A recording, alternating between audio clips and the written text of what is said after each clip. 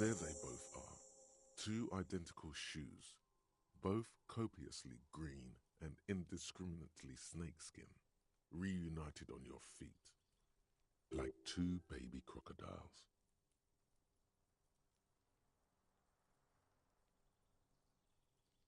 It's pretty clear a normal cop is not what you are. Good, they're balanced, comfy. Feels like the only good thing about you right now.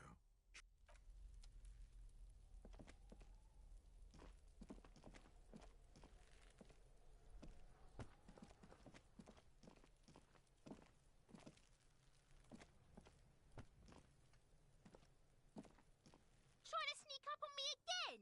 Trying to snuff me out! Get away!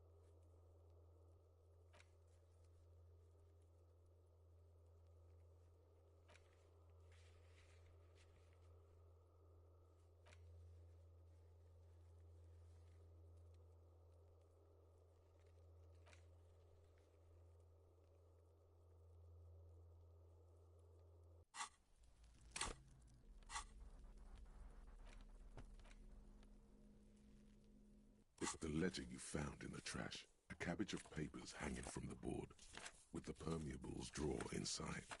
It's barely held together by a clip, then made complete by the faint smell of urinal cleaner. An aluminium block runs the width of the board, biting down on the paperwork. Its crocodile teeth are the only thing keeping the papers together. A regular pencil, the tip worn down to nothing, has been attached to the clip.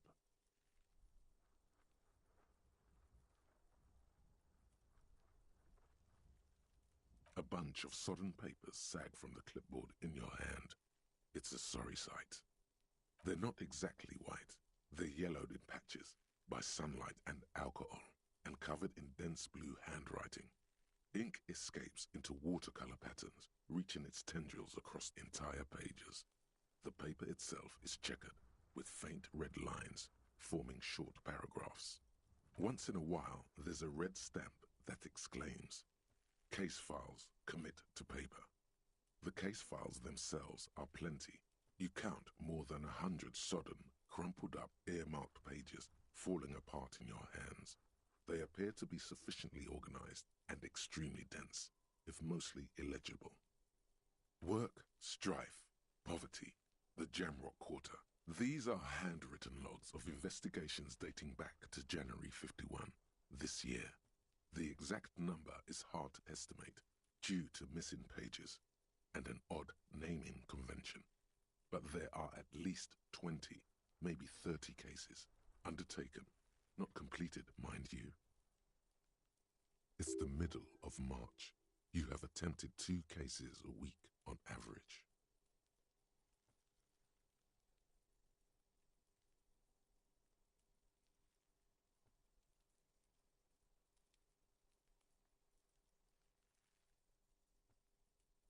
Huh? 2 complex cases to undertake is a lot, yes. You really have to push yourself. I would not suggest it, lest you start making mistakes.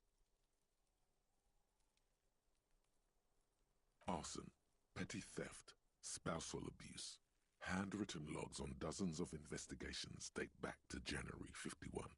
Stamped case files commit to there is for precisely 1 more. 15 pages near the end remain untouched by the damage. The checkered grid forms a structure of passages, breaking the case into subtasks to accomplish. Once all the tasks are accomplished, the case is complete. Sadly, the ledger only comes with an old, worn-down lead pencil. It's unfitting of this monumental event. The lieutenant looks at his blue notebook. 2 fat, shiny pens hang from the binder, like large-caliber bullets on an ammo belt. He is not really saying anything, just standing there, looking at them.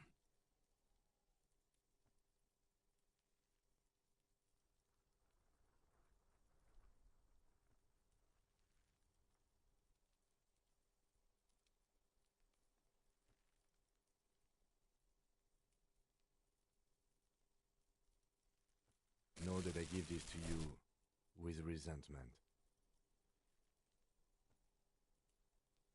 The tasks you've completed flow out of the blue oblong pen in a brash freehand uncannily similar to the rest of the letters. The wording comes easily. It's almost robotically simple. A language developed for mental rigor and simplicity. Inspect the victim's body. Interview the cafeteria manager. It's not exactly poetry, but poetry would be out of place. A satisfying slash sounds across the paper. You're done, it seems to say. And you, and you. Things to be done and things already done. The composition of reality. This is an extremely useful tool for a detective of the citizens' militia. Now all that remains is to name the case. No, actually. Any ideas?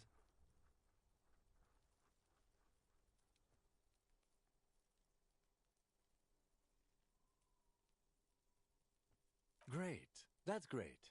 That's actually what I was thinking too. The Hanged Man. Good, strong name. We have a very good name for the case now. I'm going to start calling it the Hanged Man. It's good we sorted this out.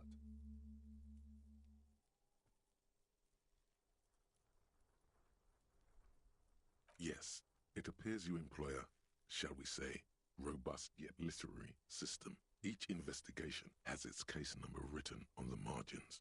Yet, still more tellingly, most are accompanied by a name. A title, one might say even. One that draws inspiration from snoop fiction and vespertine cop show staples. Yes, all caps. One is called The Next World Mural. Another, The Square Bullet Hole Murders. Another yet, The Unsolvable Case. Others appear more light-hearted. The guys on a couch in an unexpected location, and the murder at the hookah parlor. Even the rare article-free collapsing tenement. Murder features prominently throughout. It's going to take an effort to piece these case files together, but it can be done. Once you're done inspecting them up close.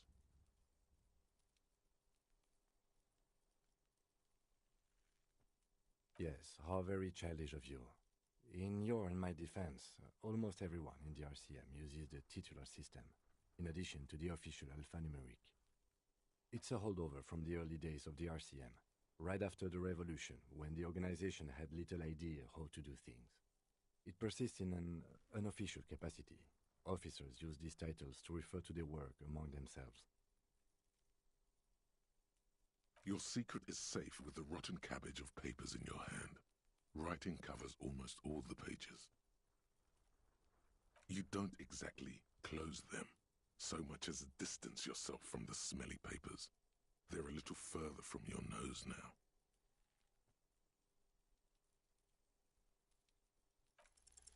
Yes, you can piece them together using the alphanumeric code on the margin. It always begins with HDB 41, then date of initialization and time of arrival on the scene, followed by the title. For example, HDB 41120111700, The Next World Mural.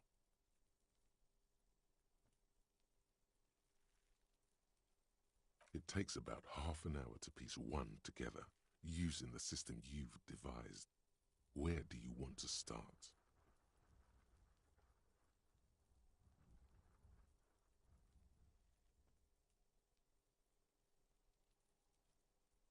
AKA Leslie and Burke, AKA the public indecency drunk and the property damage drunk, is a cursed case. It has been passed from unsuspecting officer to unsuspecting officer for 10 years. On January 29, the unsolvable case made its way to you. Why you accepted it, it is unclear. Every officer, and indeed most civilians in Jamrock, No, it's unsolvable. You were so drunk you didn't remember what it was when you signed on. That, or you were high. Leslie will always take his pants off when he's drunk. Burke will always trash everything. It's just what they do. It is their nature.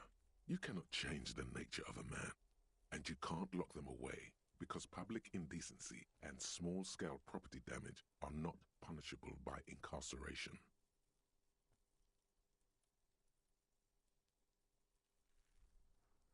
The only way for Leslie to stop displaying his genitals and for Burke to stop attacking things would be for them to stop drinking alcohol, which in their 40s or 50s, it's hard to tell because of their distorted features, is a medical improbability.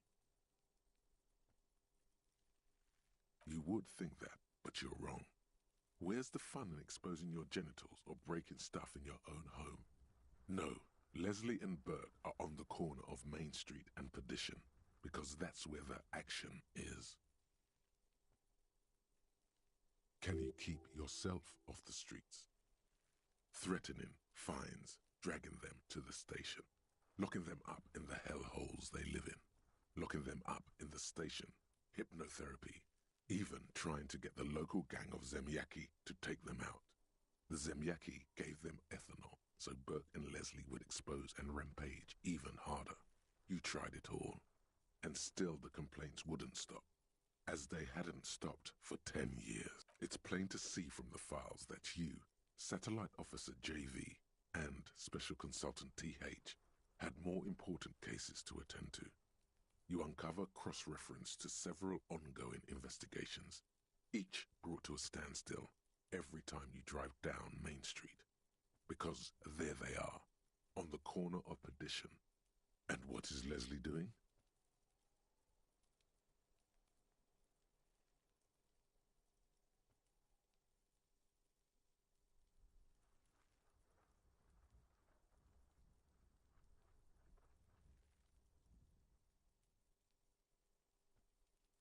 Good, you're learning.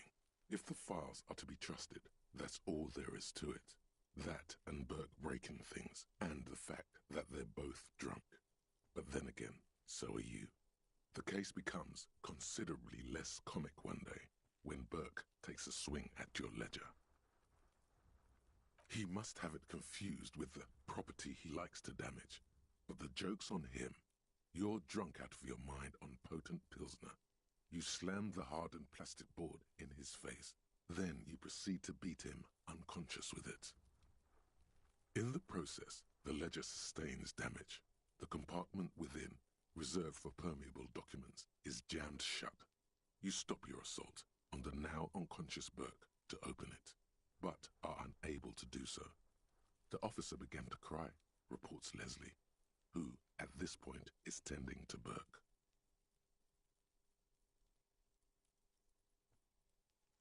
He came at us, and at us. I think he was trying to kill Burko. While trying to kill Burko, you slowly come around. The permeables compartment is open. You've smashed it open on poor Burko's kneecaps. The good news is, Burke can't walk anymore. Can't get out of his apartment, an invalid. With Burke to tend to, Leslie cuts back on the indecent exposure. Maybe he flashes his genitals to Burke, who knows, but both drunks are off the street. The complaints stop. The unsolvable case is solved. Which is also why the officer responsible narrowly escapes a disciplinary hearing. The end. Do you want to read another one?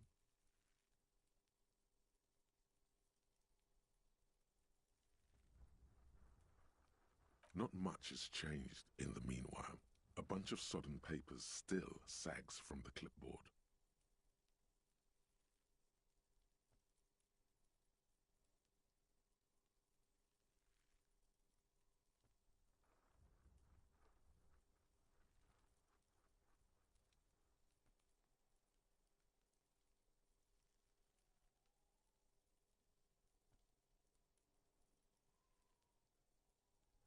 In the back, you see thin, translucent copy paper, some neon yellow, some bright red, all covered in boxes, like marching armies.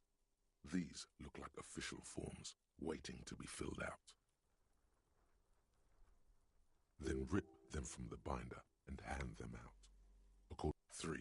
The topmost are misconduct fines, the middle ones are station calls, and the bottommost are field autopsy forms.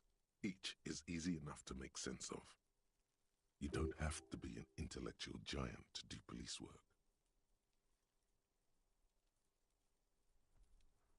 Color of the irises, predation marks, condition of sexual organs.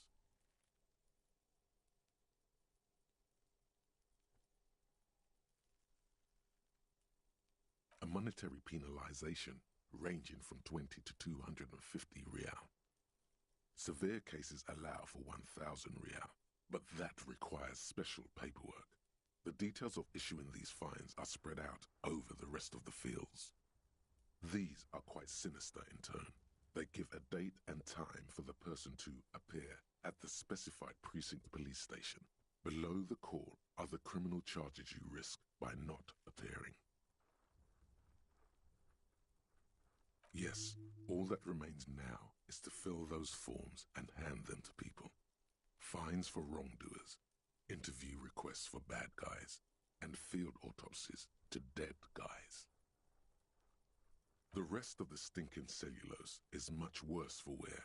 Being sandwiched between the board and the rest of the paperwork must have spared the fragile copier paper.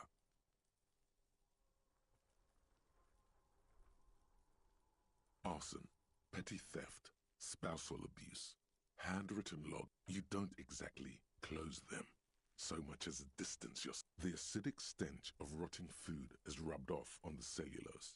It now forms the base of the experience. This base surrounded by a faint air of spoiled meat, the stuff of death itself, and then sprinkled liberally with the citrus zest of toilet cleaner. The lieutenant observes you, raising and lowering the toilet water-logged mass under your nose, trying to get a good whiff, a good analytical whiff. Excuse me, I just have to ask again. How could you have let this get tossed out?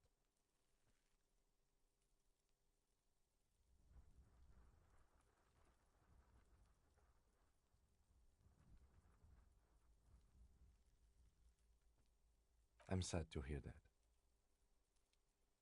He's sorry for you. In any case, we are lucky you found it. Make sure it's all in there. Official notes are, well, they are dangerous. They contain confidentialities. Now, if you'll excuse me, that thing has filled me with the sudden urge to make sure mine is in perfect order.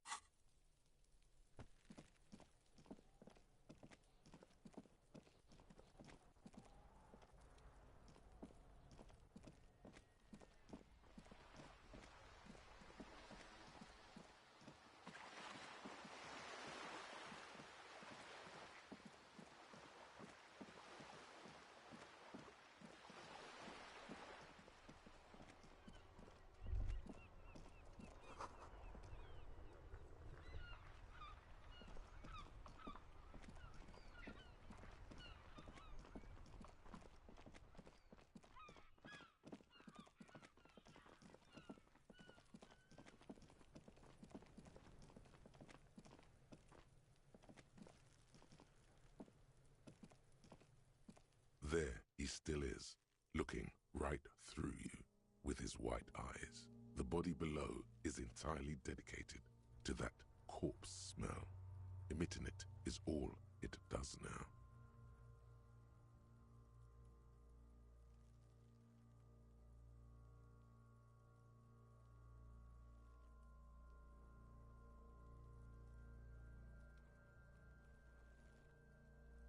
Active decay. It's okay to throw up, officer. No one is judging.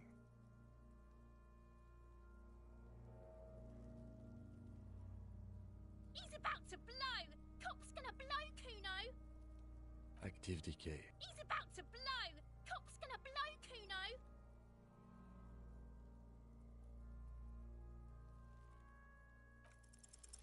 The smell is repulsive.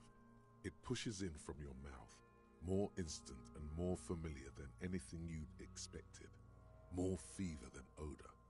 It fills your mind, flushing you from within.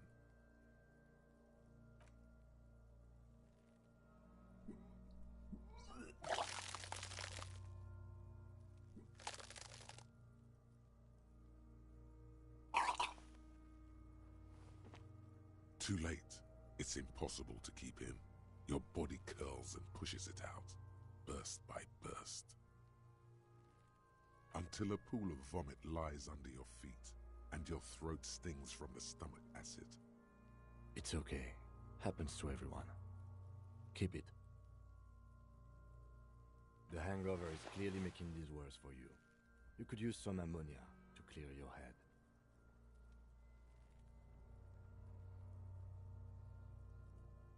If you can handle the headache, some officers use it to deal with cadaverine odor.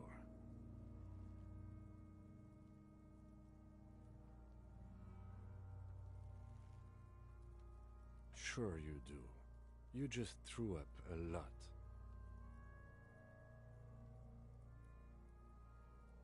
There's the fruit nearby. Maybe they have some in their apothecary. If they don't... There's a greenhouse here, and a gardener with a wheelbarrow on the corner of the whirling in rags. If she works here, she might have something for the smell. Pretty clever. Acquiring ammonia will provide a modifier to the white check. Modifiers make checks easier and allow you to retry them.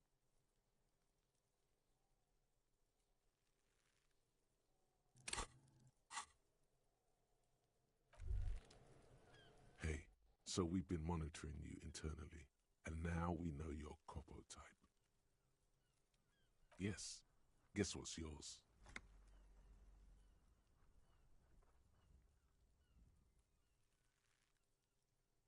No, you're the sorry cop. The cop who's sorriest. Let's make it official then, shall we? Huge lack of enthusiasm going on in here.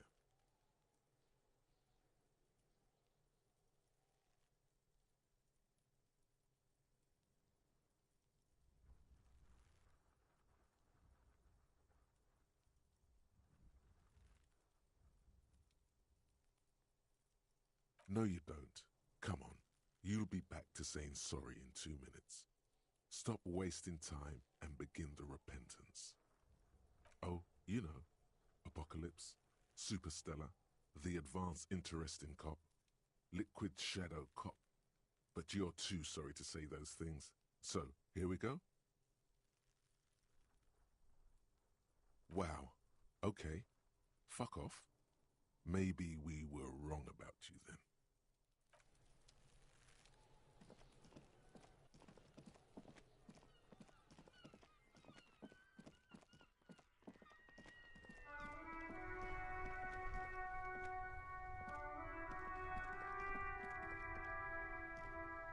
Hello again, officer. How are things? Sure, I'm done with it. Go easy on that stuff. It gave me a terrible headache.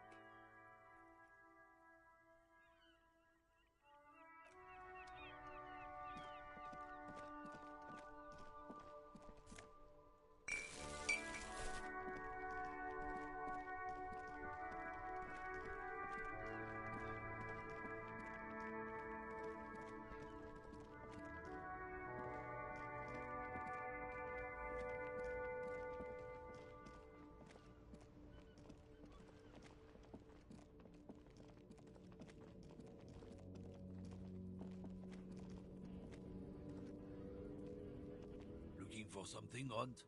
Come to tell me to fuck off again? Oh, not much anymore.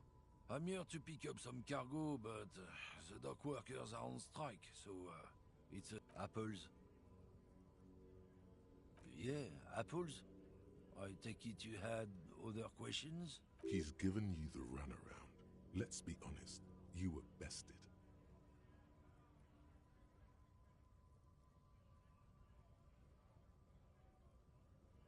It's about biological determinism, natural law, the sorting of the races.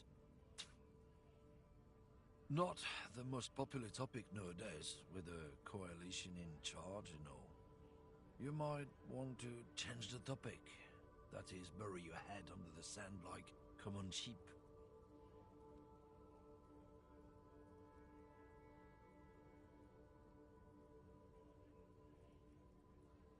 People who've studied these things say that you and me are superior by design.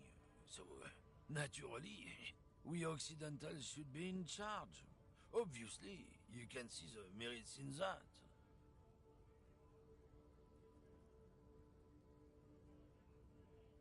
Oh?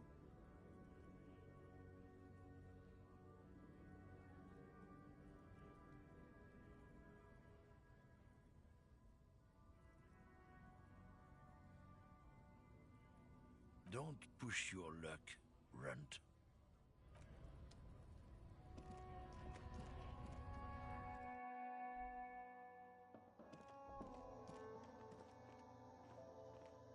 The tear machine stands in the corner. A sign says, 1 bottle equals 10. Your bottles clunk into the machine, and the money appears with a satisfying jingle. You're a richer man now.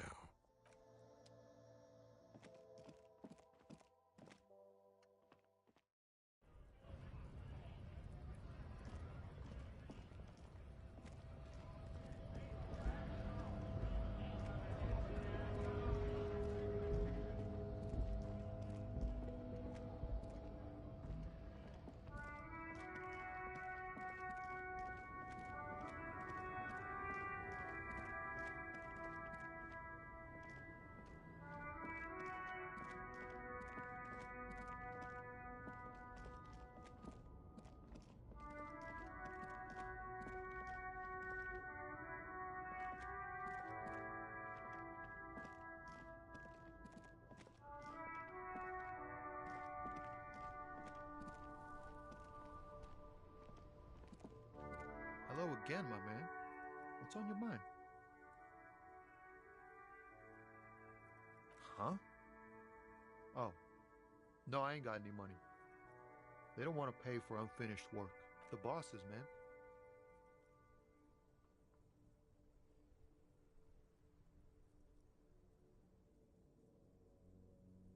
Yeah, it sure ain't good for me.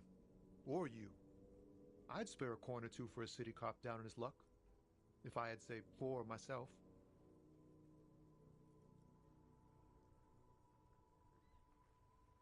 Oh, high-grade narcotics, illegal firearms, stuff like that.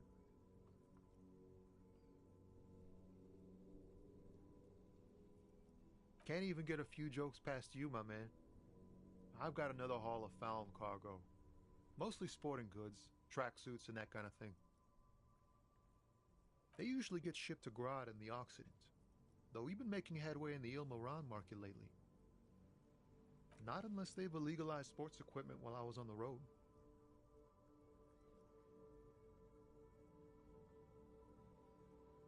We're pals and all, but I can't just freely hand out the merchandise. The bosses won't be happy. This rockin' beauty. Sure is, like a rash you can't get rid of. You interested in heavy-duty cargo machinery? A motor lorry, also called a camion, on Caillou and neighboring islands. This one looks roughed up enough to be some sort of found rust bucket. Maybe the A6? Good eye, my man. Yup, she's an old one, but reliable. Me and her spent a long time together. There it is again. A little touch of sadness beneath his cool. He thinks he's spent too long in this lorry. The man taps his fingers rhythmically against his arm. Ease into it. Don't go too far. This seems like a personal matter.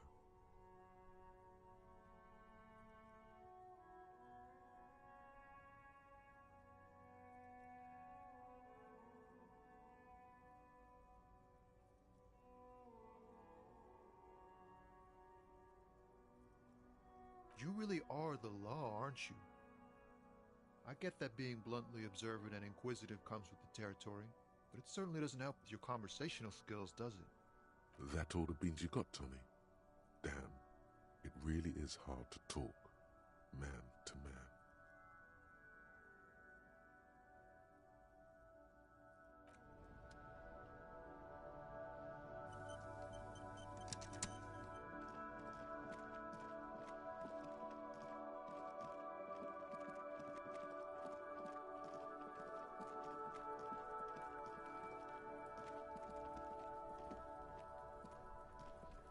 There he still is, looking right through you with his white eyes. The body below, you crack open the ammonia ampoule and breathe in.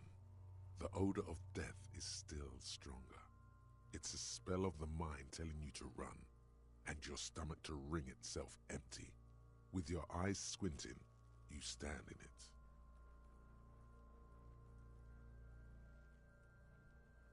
They do after 7 days, yes.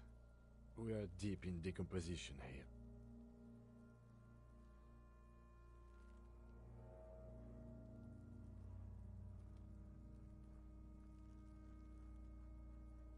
The man before you is naked, but for a pair of underpants and enameled boots. His skin is greenish, marbled with decaying veins and blotched by lividity. A fading web of tattoos covers his chest and shoulders. The cargo belt used to fasten him to the branch above appears industrial in strength.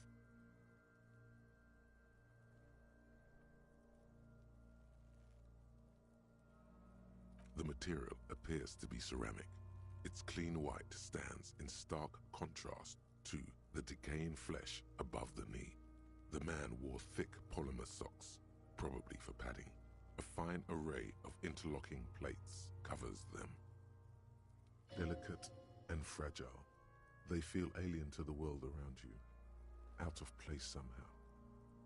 These are clearly not boots. They're armor, possibly part of a larger set. Indeed. Technically speaking, these are sabatons, not boots. Oh, the lieutenant uses a memo technique, A6. That's not just any notebook. It's a classic. It's clearly some manner of super armor, or future armor. Super future armor? I'm useless. Ceramic plate. Zirconium dioxide, most likely. This is where the make would be. Under the hill. Fair weather. Fair weather model T500VE. I'm guessing that's vitreous enamel. This is advanced stuff.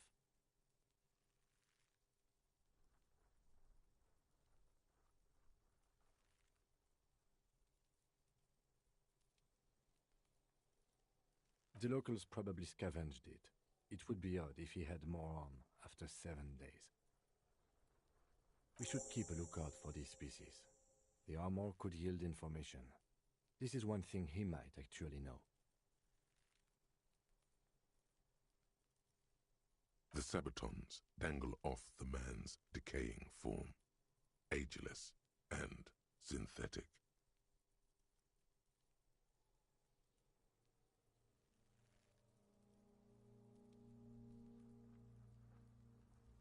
The stench fills your nostrils.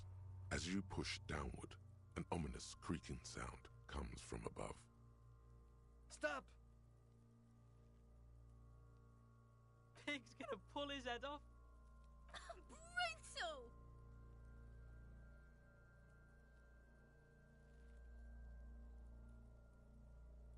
You're about to pull his head off. Do it, Homo!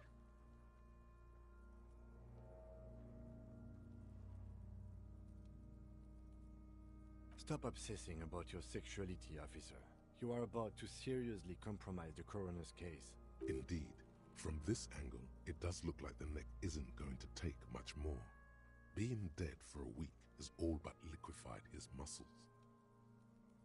What are you trying to achieve anyway? Why are you hanging on to that boot?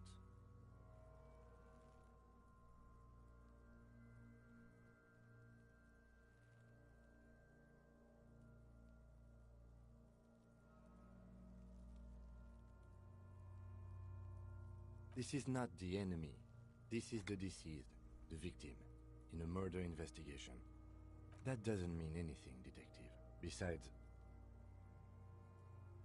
there's no way you're getting them off. All the organic matter in his body has been flowing down into the boots. They are fused to his feet now. Why do you think the locals haven't scavenged them yet? You're sure there's a way to peel them off, but first the body needs to be down. And second, it would probably be better if the lieutenant wasn't around. All right then, you can pay the hostel bill in honor points. How many honor points have you collected? Processing will take care of them. With the situation in the morgue, it will yield nothing. But we must pick our fights. Should we continue? The cadaver slowly twists on the cargo belt. The hangman's knot is pulled tight by the weight of the corpse below. Yellow, hard-edged polyester cuts into his neck. Above, a sliding buckle ties the belt to the branch. This is a steel-reinforced cargo lashing belt. Big brother of the regular cargo belt. It's used for tying cargo under six-rotor airships. Oh my, there's something on the belt. A familiar word that speaks to the thirst within you. Vermilion, in yellow letters, along the length of the twisting cargo belt. Only a deep longing for vermilion golden spirits lets you decipher the fading logo of the local brewery. Extremely.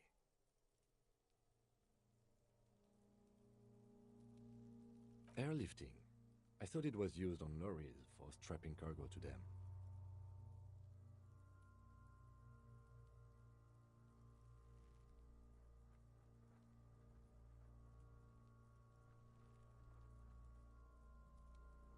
The local harbor uses 6 rotors to shuffle containers around. I get the sense they use whatever was on hand, without paying much attention to not incriminating themselves.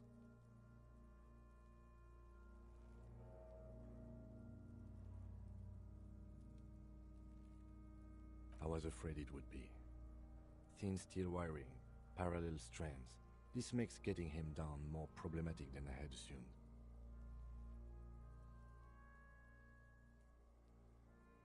A noose is one of those things that's easier to use one way around. That ladder can't carry a grown man. I didn't see any splintering either, did you? I think they lassoed the branch, then pulled on the belt to close the buckle. Could be. The shape of the branch supports the theory. The brief suggested as much, politically motivated by the ongoing strike. Did you not get a briefing?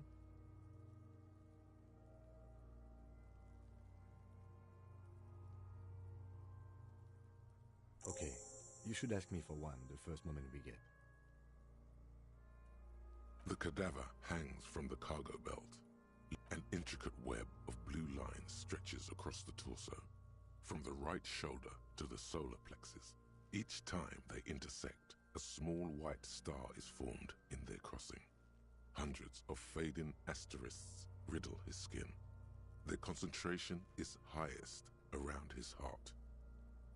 Of no nation that I know of. If anything, it reminds me of religious illumination, last or penultimate century. Men who live harsh lives often turn to innocentic worship. But which one? I see no trace of a humanoid figure. I agree.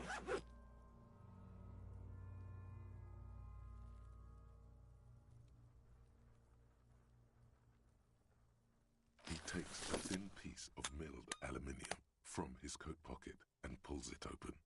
Sounds like a sword being unsheathed. A small lens appears. Some sort of camera. Shit, Kuno! What the fuck is that? An instant color camera. I have only 2 ampoules, so nobody move. I don't want to waste one. A sound, a shrill flash, followed by the breaking of a small ampoule of glass. You see streams of color pour onto the thick, glossy piece of paper, rolling out. In case we need it. Yes, it is pretty cool, isn't it? It contains insight to the victim's person. By his build, I'd say this was a man of physical violence. The story he wanted his body to tell was important to him. It is his letter, to us. Someone should decipher it. We'll need to show it around. Here, a souvenir. Don't lose it. The glassy-eyed corpse looks by, his mouth mute and his skin as colorful as the chemical rainbow on the photo paper, teeming with opportunistic organisms. His eyes are milky white and blind to the world, protruding comically from their sockets.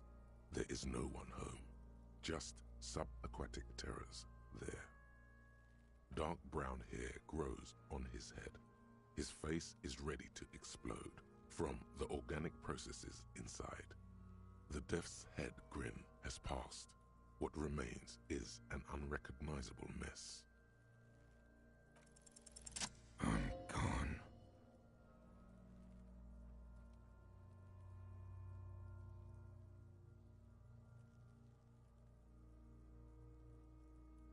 I'm a joke. Look at me. A killer. A motherfucker. And a killer. Go ahead, Coppo.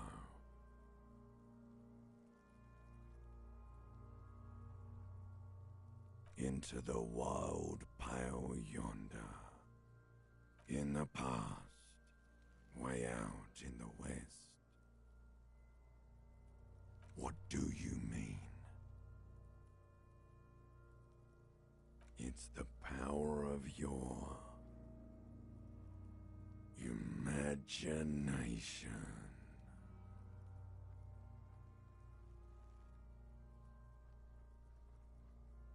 Go ahead. Ask me more questions. You fucking love questions. Because you're a copperoonie. Look at all of them go. Do you want more questions? Coming right up, copperoonie Rooney. This is getting upbeat now. Fuck no. You're no Rooney. Between you and me, your name is probably Harry. Good for you.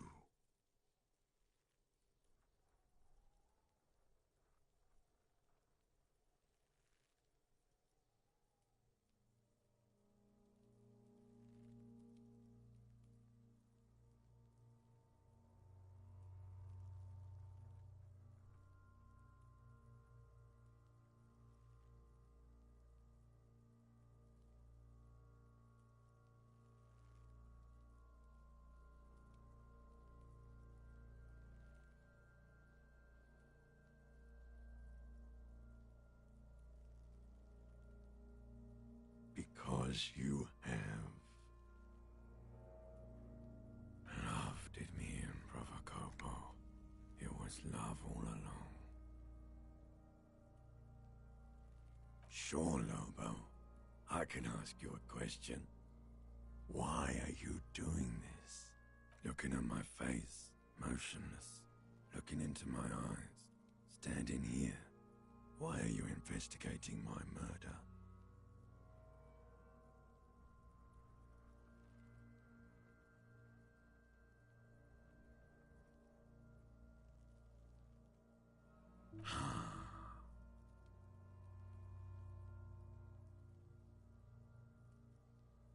Something is on its way. Something hidden. It's coming. A miracle from the northwest, and it's almost here. You can feel it in the air, on your hands. The cold spring air smoothing them over. Come back later, Corpo. Amuse yourself with my frank manners and my memento mori features. If possible, also, see me in your dreams.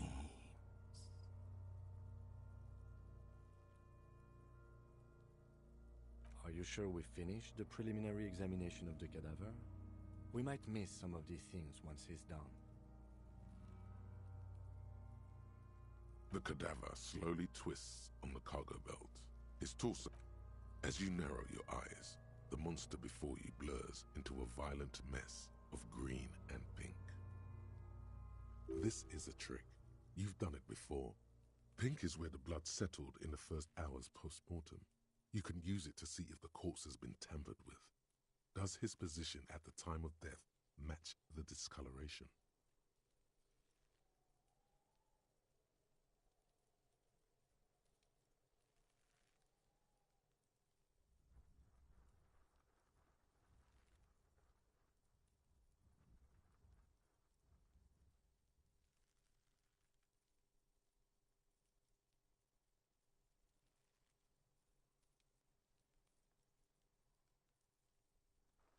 Only the lower extremities are pink with a dash of blue. His fatted hands, thighs, and his neck, just above the noose. The rest of the corpse appears dark green in the cold spring air.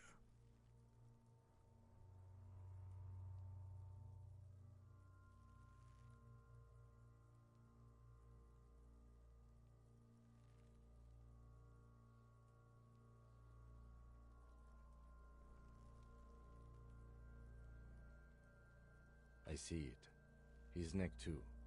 The lividity goes right up his chin. We have good, well-pronounced discoloration here.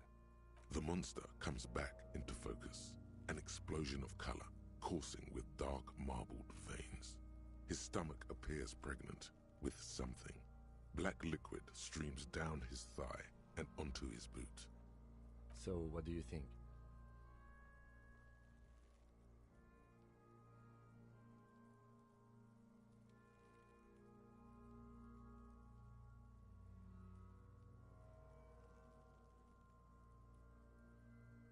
I do. Most of them are post-mortem. Maybe even all of them. The delinquents have made our jobs harder with their little sport. Stop talking in riddles, coin slot. He means you fucked him up good, Kuno. Fucked him up brutal-like.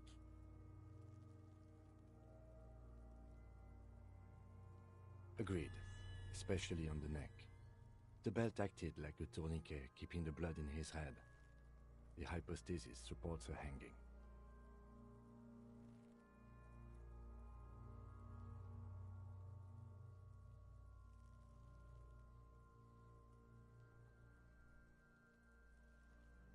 Everything here seems to corroborate that assumption, but we should still get him down before assigning a probable cause of death.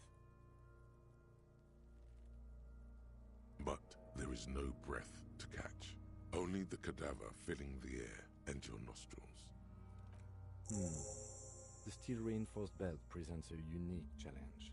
I brought chain cutters, but I don't see a good angle of approach to the belt. The cadaver is a good 1.2 meters up. Neither one of us can reach the belt without assistance. And even if we do, there's the question of cutting the airship strength material.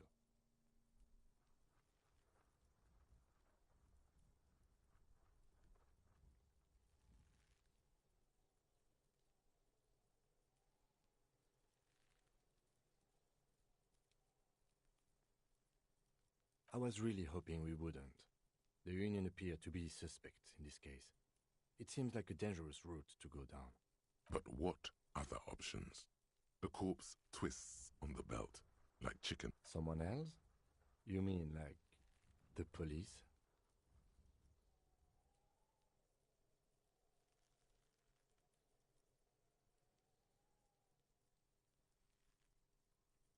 Sadly, yes. The whole RCM is out there right now, doing the exact same thing we are. Are we in a rush to help them? Not with this on our hands. I know it's hard, but I assure you, the others won't come to help us. And we have a growing sanitary concern here. We need to get him down, fast. Climb up there and saw the branch? There has to be a less risky way, with less falling down of trees. Yeah! Bang bang time, pig! Shoot his head off! How? Where the buckle ties the rope to the branch. That's a good spot to aim.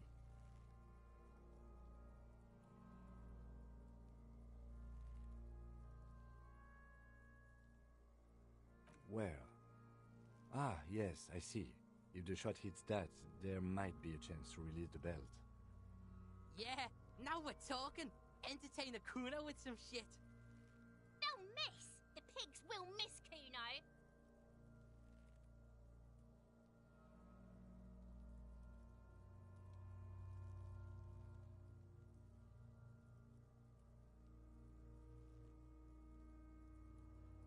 Silence. With his elbow sharp, the lieutenant unzips his jacket and produces a lightweight firearm. He drops a paper cartridge in the barrel, separates the scouring stick, and gives the cartridge 5 tucks. That's a Kiel A9090 Armistice, mass-produced muzzleloader, ascetic, frugal, one of the most common firearms in the world. He then steps back and assumes the fellow's test position, taking aim. The corner of his eye twitches. His finger is on the trigger.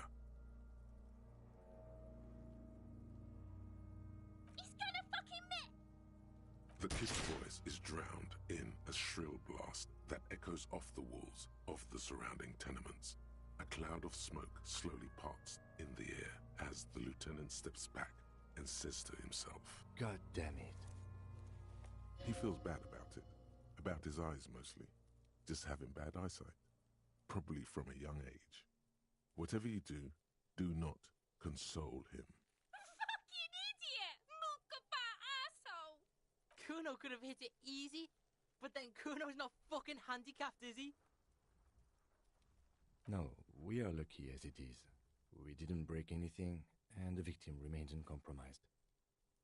Any more mistakes could put us in an unfortunate position with the locals.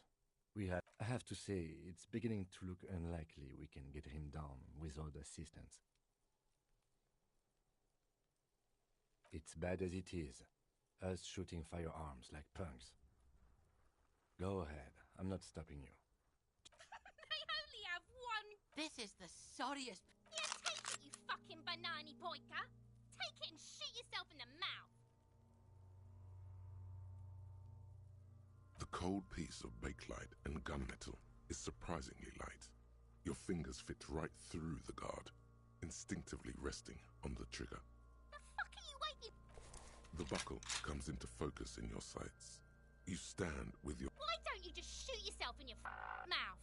At least you won't miss. Or what? You gonna fuck me? You wanna fuck me, pig? Is that what this is about? Do it! Set me free! Don't. Do it!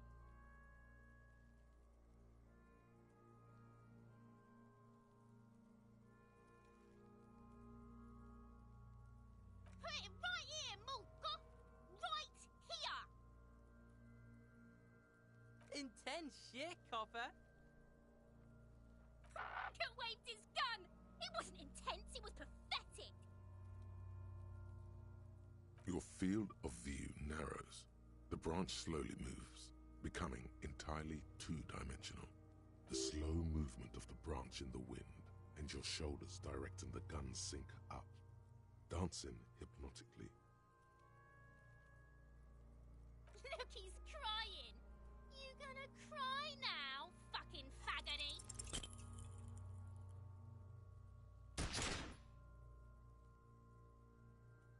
A plume of smoke erupts from the barrel.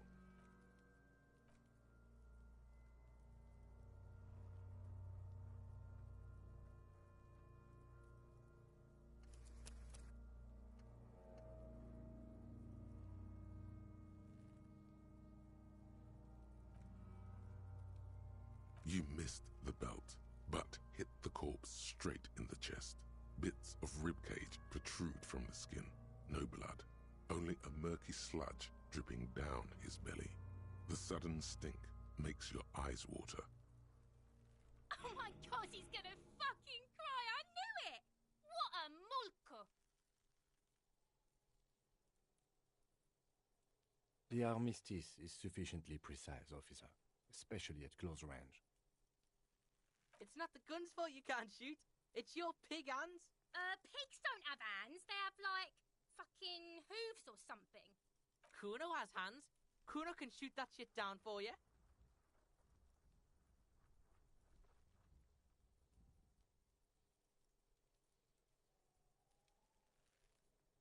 The lieutenant does not dignify that with an answer. He snaps the button on his holster and says, We still need to get him down somehow.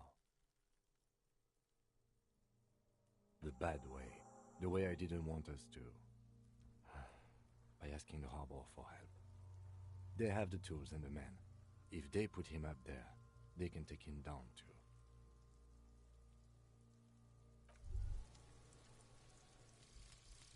Lonesome, long way home. Here we go. Home awaits. Walk past Station 41 and through the market, past the Boogie Street spearhead to the other side of the lake, the frozen eye at the center of the district. Then past the video rental store on the corner. There, at the end of a street lined with pine trees, a small house no larger than a matchbox. 11 Voyager Road. You no longer live there.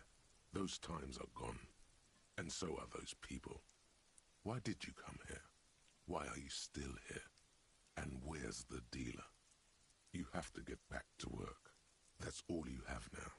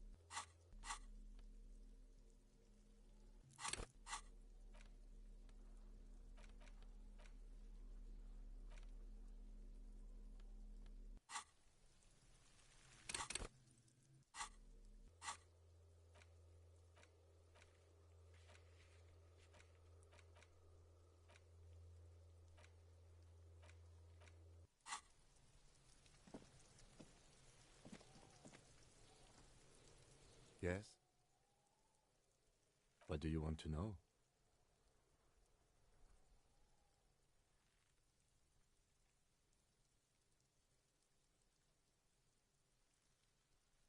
I'm afraid you and I are pawns in a pissing competition. His disdain is clear. This man would not use such an expression otherwise. You don't know? I assumed you were in on it.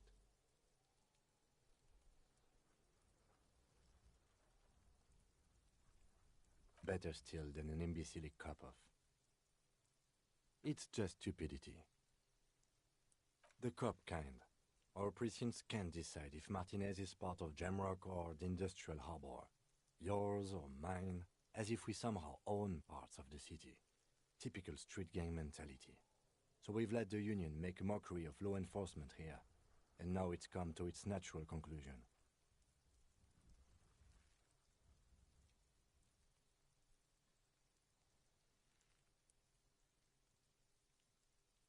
Well, sort of. It's less a matter of who gets to Police Martinez than who has to. It's an orphan district, in other words. I think the dispatch desk just told both our stations about the hanging. There was quite the brouhaha at the 57th, I can tell you that. Time to settle it, they said. Cop off. but I assure you, I am not their finest or toughest with 102 cases solved. What I am is least interested in a pissing competition. So he volunteered to represent the 57th, but not out of competitiveness. On the contrary.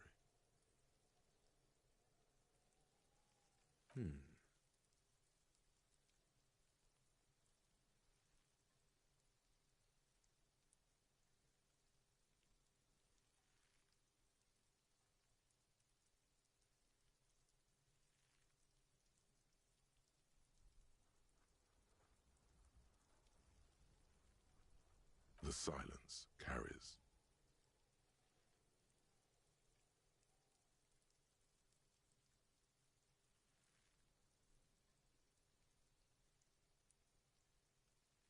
Yes, it's a wholly pointless matter. Forget I ever mentioned it.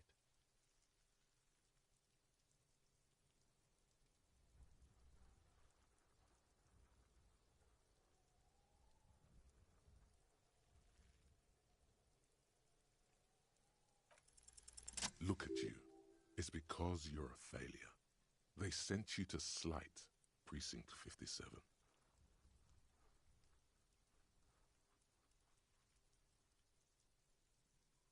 Just think about it for a second. You're a raging alcoholic who showed up 3 days late wearing piss-stained disco garb. You weren't sent here to win.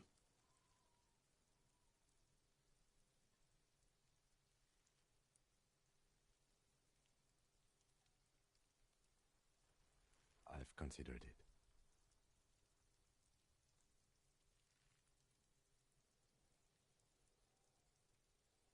It would be immensely ugly of them, not to mention unprofessional, but I also think it's somewhat unlikely.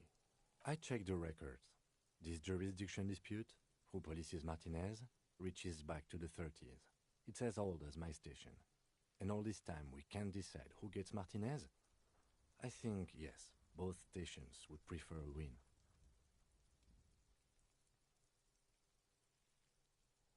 I am the finest of nothing. Safe? No. But you're old. You've made it this far. Something has brought you through. We've only just started working together, so I don't know what it is yet. But it's there. So no, I don't think they sent you as a joke. And even if they did, they are in for a surprise. What do you want to know?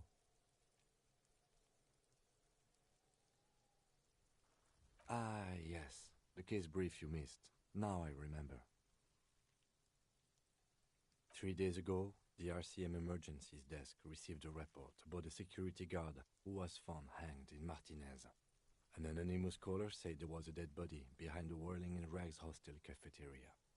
The cadaver had been there for 4 days. No one had come to investigate. During that time, the victim had been stripped of his belongings.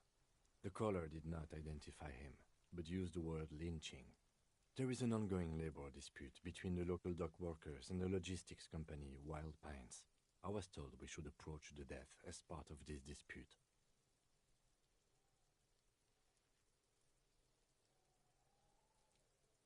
A security guard or worker of some sort hired by Wild Pines. This was just hearsay from Martinez, of course. We need to find out the truth.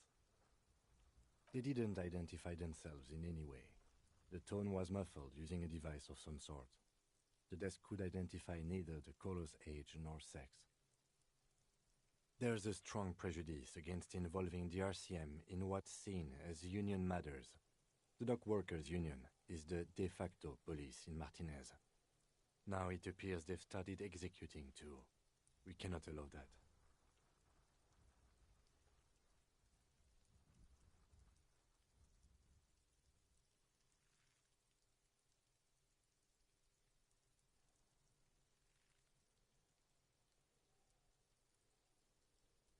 That's us, the Revachol Citizens Militia.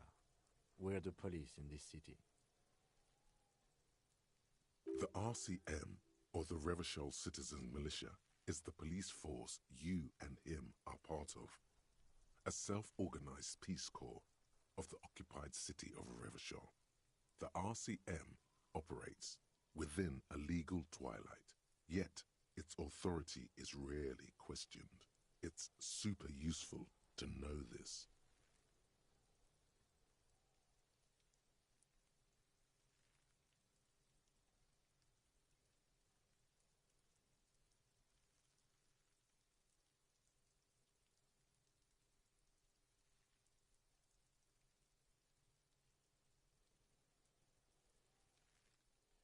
That's right.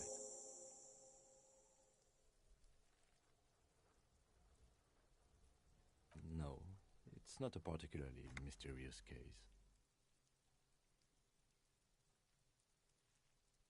The deceased is a security guard for a corporation involved in a labor dispute. It doesn't take a DeLorean polymath to put the pieces together. I just don't see the case getting more mysterious than that.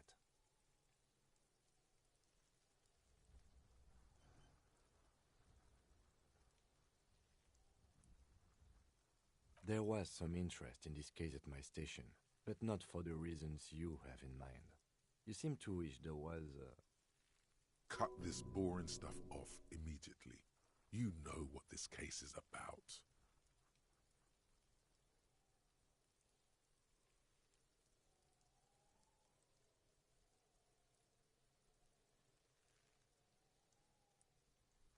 Yes, it just so happens there's a beautiful blonde 19-year-old woman at the heart of this case. A rich one, in fact, part of a murder sex cult. The weary tone is the surest indicator that the lieutenant is being sarcastic.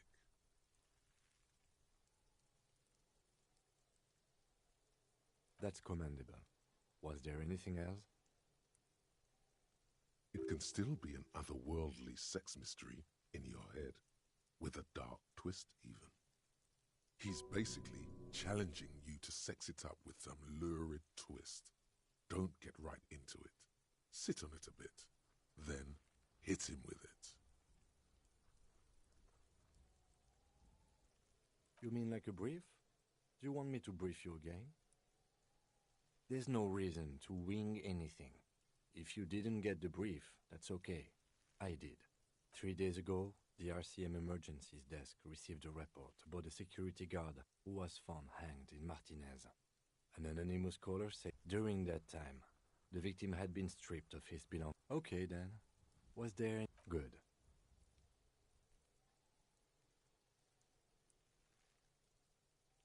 Excuse me?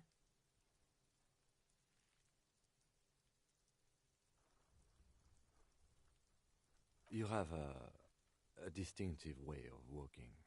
If I were to walk in front of you, we would surely collide.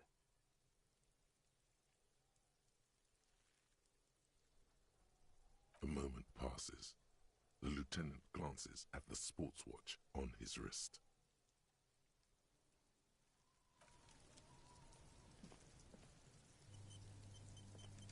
So you tried to kill Kuno's girl? What's up with that?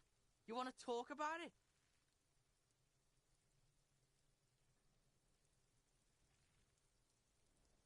Not all of us.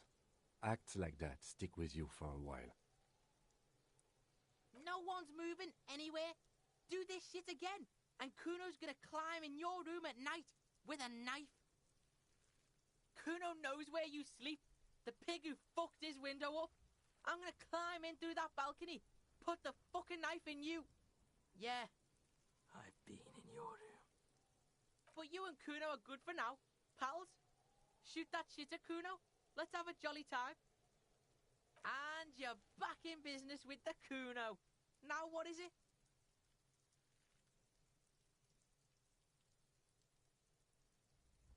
The fuck about it?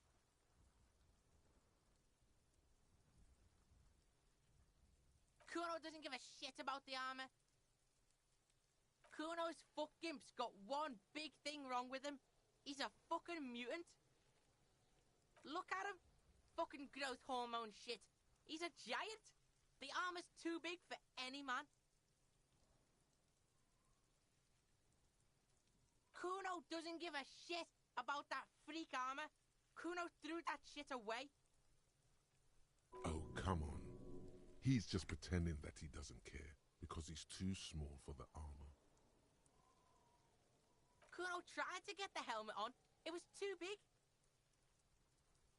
Kuno kicked that shit in the sea, rugby style. That shit means nothing to Kuno.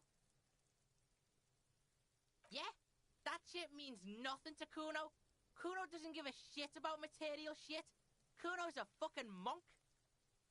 You wanna fuck on someone about that armor? Go fuck the mustached union fuck. The jolly troubadour shit at the gates. Yeah, cocking boot. You know that jolly union cow fucker? Came around talking about cows or some shit? Came around pretending like he cares about cows? Yes, you met him at the gates. The one with the boots and the jolly smile. Yeah, he's the one you want to talk to. He's fucking crazy about that armor shit. Coming here pretending like he likes cows. Trying to catch a peep at Kuno's armor. Curious, my liege. Why did Kuno feed you this information? Yes, pray pardon, sire. Better to let it be. I did not mean to make you paranoid.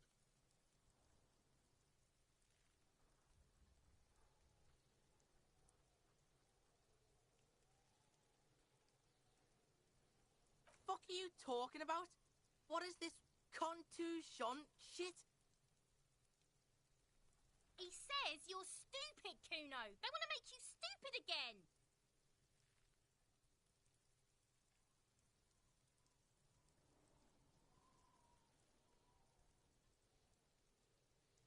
Words are fucking shit. Make you stupid. Kuno's got his own words now. Kuno words. Has Kuno been to some kind of school?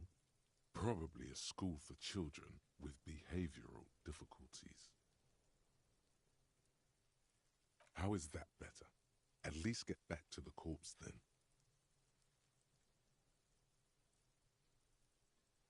Fuck are you talking about? He says you're stupid, Kuno. Oh, did Kuno make your shit sniffing harder? Obstruction of shit sniffing. This is Kuno's kingdom.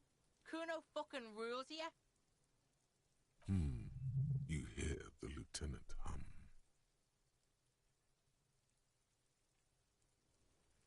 You're testing Kuno's patience here. Get lost.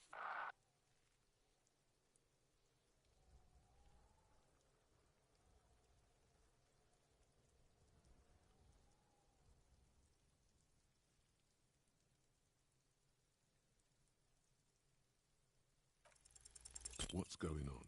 Is an ungovernable youth on your crime scene, throwing around incendiary language, trying to push your buttons, like you don't have enough on your plate. You feel a sudden surge of self-pity coming on.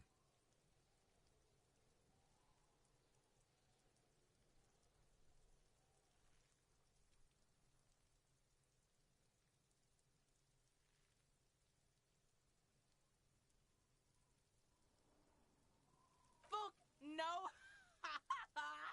What are you? Fucking mentally handicapped? Kuno, they've almost made you a snitch now. Ease off, see? Kuno always takes the bullet over the hammer.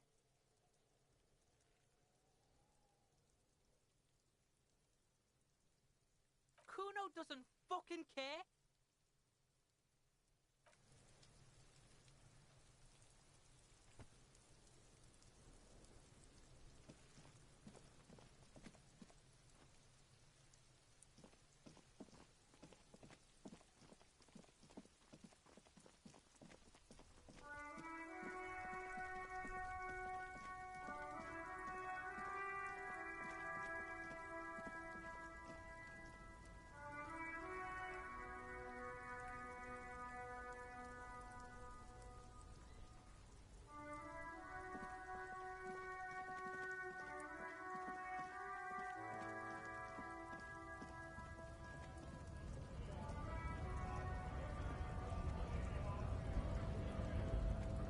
Right to work! Right to work! Shame on you! Have fun. Union shits are on full strike. Don't think they're going to let you through the gates. I'm trying to meet their fat boss. I know nothing about a murder. The mention of a killing sends a barely noticeable shiver of tenseness through him. Interesting. Wouldn't put it past these harbor bugs. They'd do anything to stay alive. Right to work! It's shameful. Cops doing nothing. You should bring backup. Open up the gates for us. Blockading gainful employment for workers is a crime. We are not picking a side in this just yet, sir. Pity. Let us work!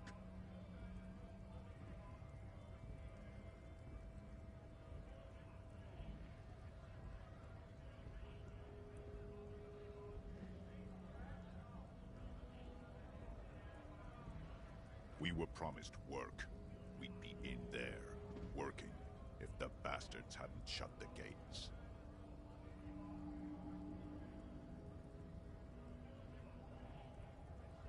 The physically impressive Mantower has turned his attention back to the gates. He ignores your presence.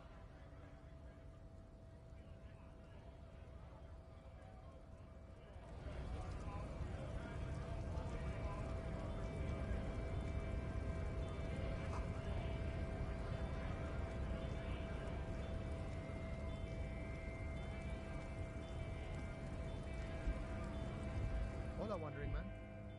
How can I help you?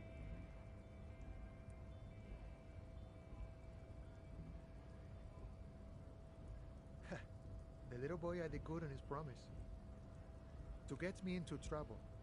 To sick the pigs on me. Pardon the choice of words. Not mine. What happened? I was asked to look into that armor situation. Official Union probe, you know.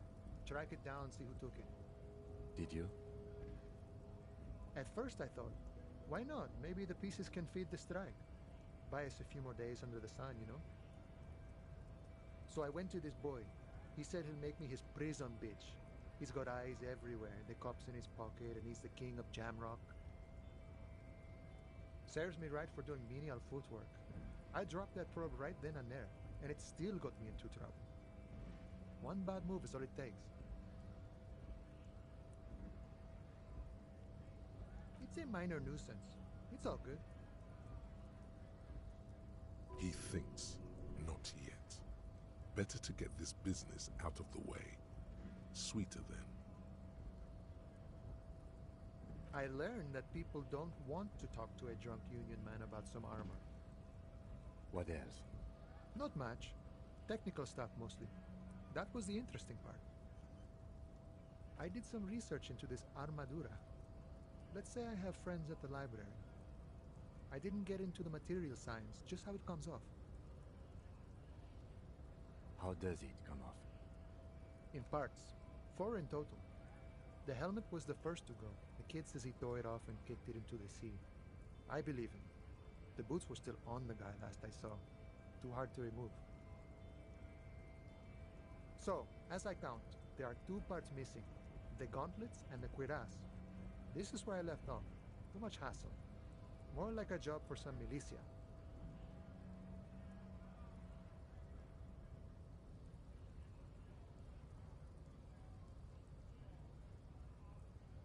Oh, they're just gone. They don't exist anymore, if they ever did at all. Forget about them. I did. All of it? There are junior officers out there, eager to prove themselves. I would leave some for them, and I would leave the boots to processing, but okay. Let's find all of it. And Mesqui's epic then, all across Martinez. I hope it will be a real bonanza for you. No problem. If you see that kid, thank him from Call Me Mañana. Thank him for showing me the way. He is sincerely grateful he is not tracking down pieces of armor right now.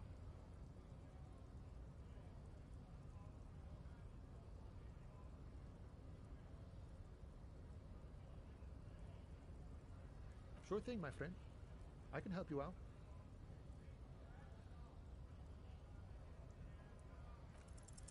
The coin narrowly slips by your outstretched fingers and falls to the ground. Oh, I'm sorry. Didn't mean to throw it like that. It's a thing we harbor folk do, passing around cargo and such. Was not meant as provocation or ridicule. The boyadero stares at you with respect, then gestures towards the trickles of blood adorning your clothes.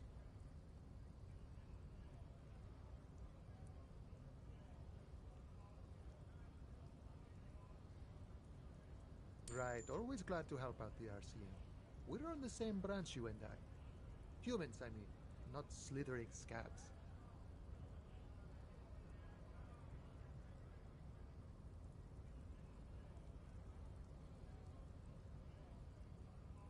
You know, serious business. I'm sure the big boss will be glad to tell you. You'll have to ask him first. He's a chatty guy. Wants to talk about the strike.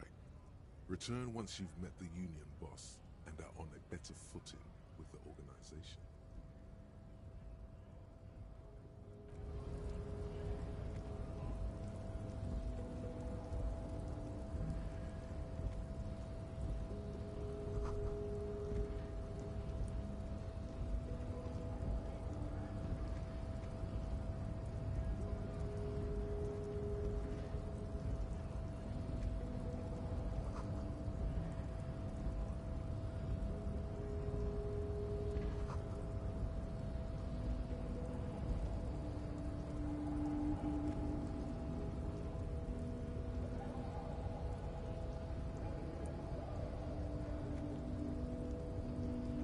Nobody betrays your degeneracy. Yeah, Measurehead. His body totally betrays his degeneracy.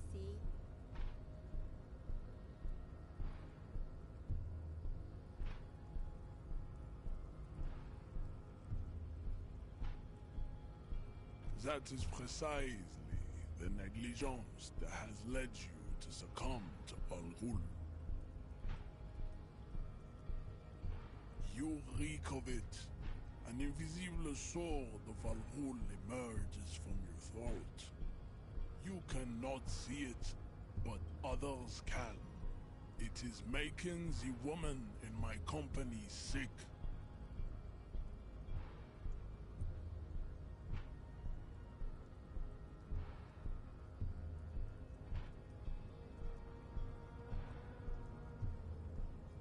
No, you don't. You need to get another drink. Occidental Haplogroup B4 is done giving orders around here. The influence of the ham sandwich race is waning.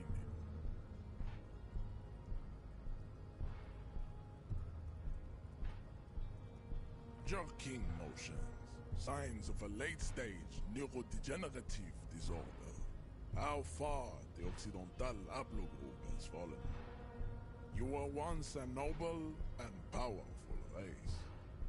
You gave the world eugenics, electricity, and powerful weapons of war like missiles and aerostatic aircraft. You made great gains in metallurgy, race theory, and statecraft. You dominated lesser cultures, like the deformed Hemians and the inexplicably potato-obsessed Khoikos. But now your ascent to the genetic summit has halted. You are obsessed with sadness and with frivolous pop culture. You will be superseded. Isn't that right, babe? It is, baby, yeah. You know it. There is a button right behind him, just out of reach. It must be the one that opens the door to the harbor. This man is not budging. Let's hope his superiors inside are more cooperative.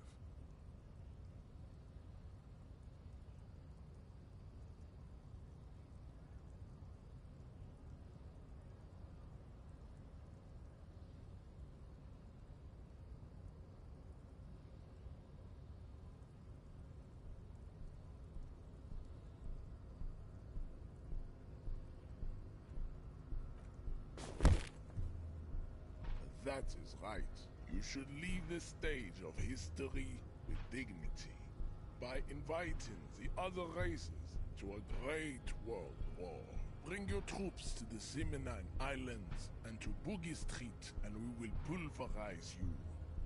When you are gone, we will build a museum for you. The walls will be lined with bottles of Al Ghul, your beloved beverage. Inside, we will store the odes to homosexuality you call art, and your microcephalic skulls.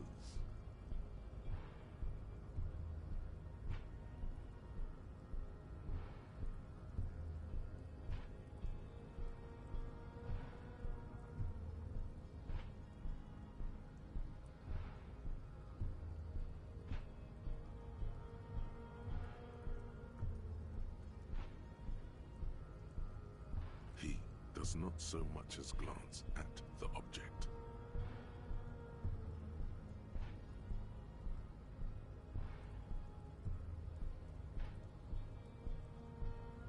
Stop showing me your pathetic cup.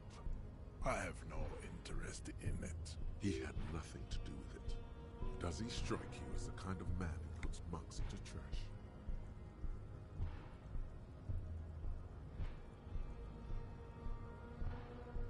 Don't be vulgar. White or not has got little to do with this. The race enigma runs much deeper than that.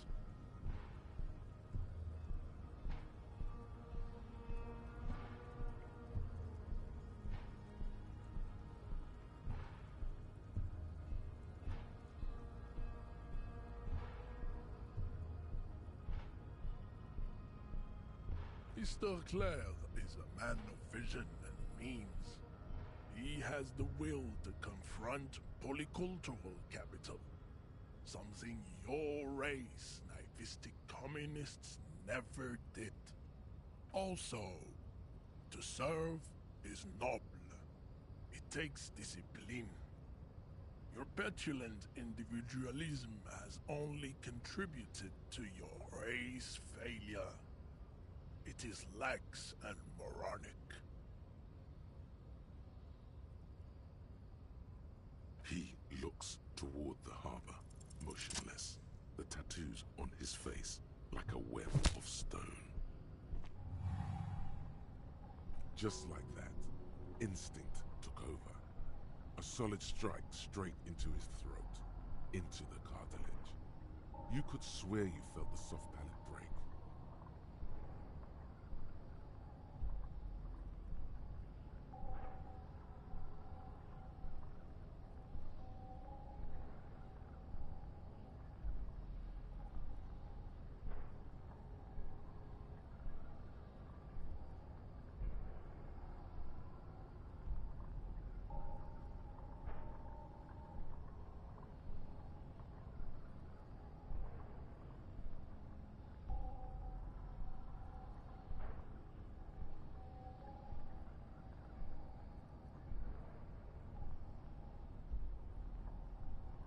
The man is reeling, gasping for air. Time stands still around you. In the distance, the sounds of the harbor are falling silent. All you hear is a small gurgling sound as a trickle of blood appears on the man's lip.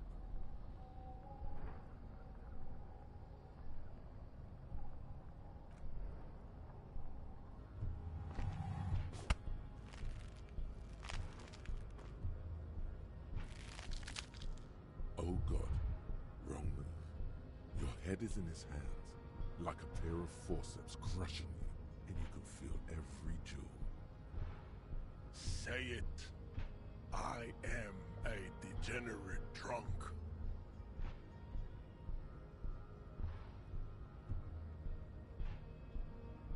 The compression is unbearable.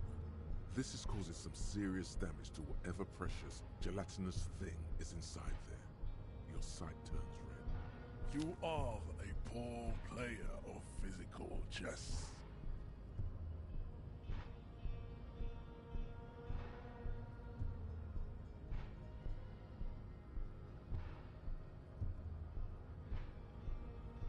Racists are generally not very good examples of their race. I am not like them. I am craniometric perfection.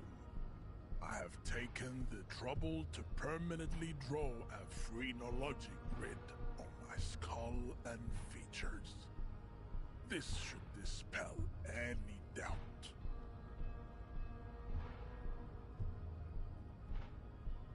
silence betrays your inferiority. You do not have a reply. You should enter a deep race slumber. Perhaps in 4,000 years, there is need for a servile homunculus.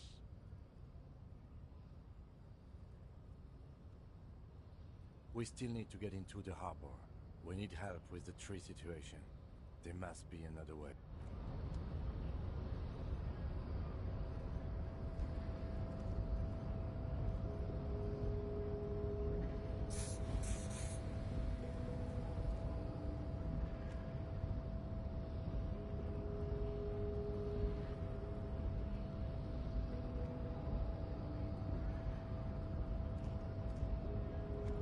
I'd appreciate it if you didn't force us into situations where I may have to shoot random civilians, because that won't get us anywhere. I'm not even sure the one bullet my chamber holds would even prick that Herc.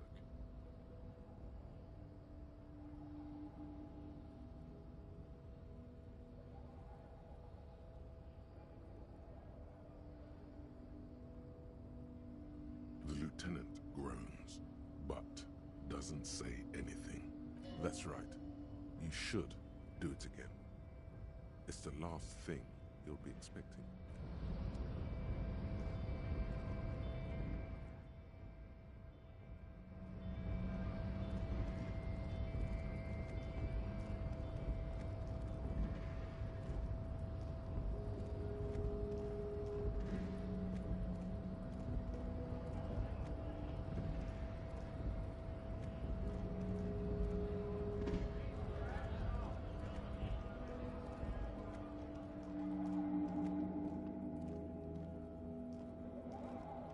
For something, Hunt?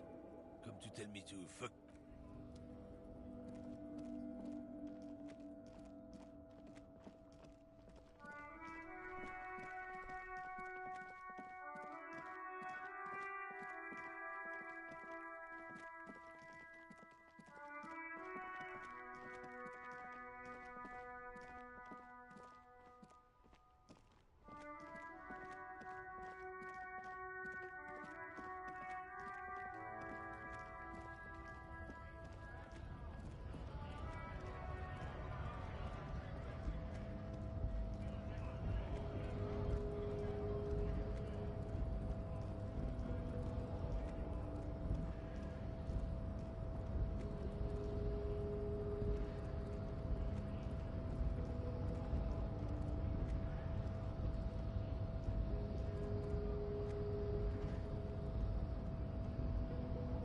Race descent has only worsened since I last saw you.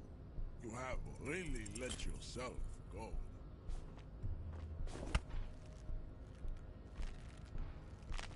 How did this happen? Your little fist is in his giant hand, and he's squeezing it. It hurts. You must be out of your mind, degenerate drunk. Say it. I am a degenerate alcoholic. Your fist cracks in his hand like a ripe apple. Pain shoots up into your brain as he's twisting it more and more. The words to the song have changed. Say, I am a violent.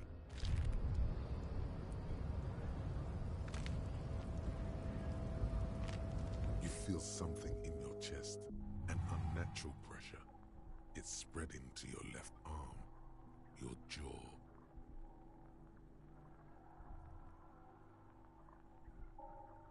Yeah, screaming isn't happening on account of extreme shortness of breath. All you feel is cop suffers final heart attack. A detective lieutenant of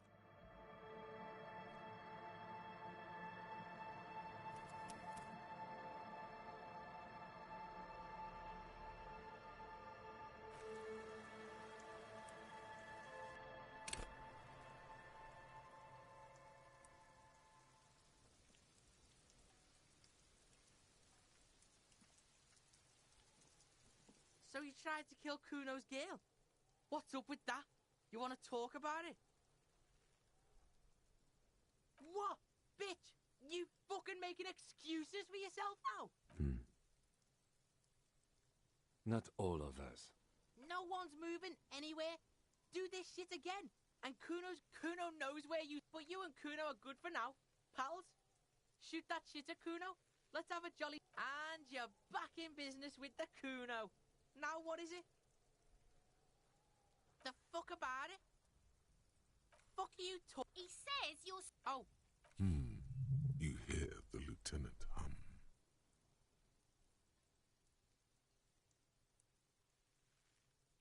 Kuno doesn't give a shit about the... Shoot that shit at Kuno. Kuno's fuck... Look at him. Kuno does... Oh, come on. He's just pretending that he doesn't care because he's too small for the armor. Kuno kicked that shit in the sea. Yeah? You wanna fuck on someone about that armor? Go... Yeah, cock... Yes, you met him at the gates. The one with the boots and the jolly smile.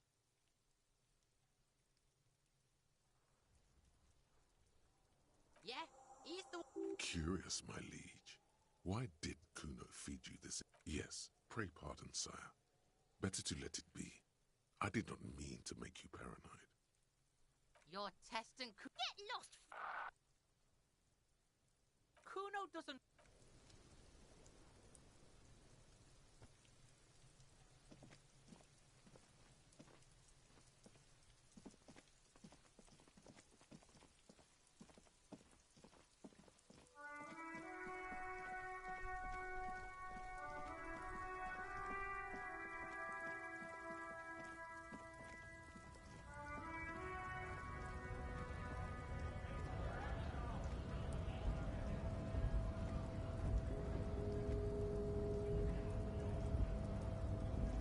Hola, Wandering Man. How can I help you?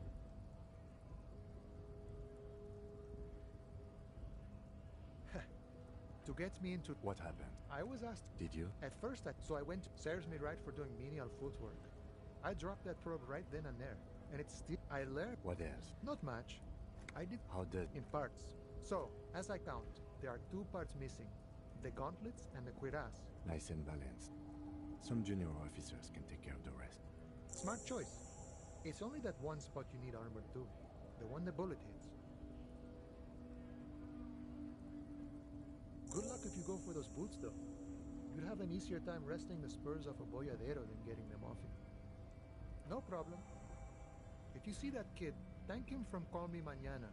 Thank him for showing me the way. He is sincerely grateful. He is not tracking down pieces of armor right now. Sure thing, my friend. I can help you out.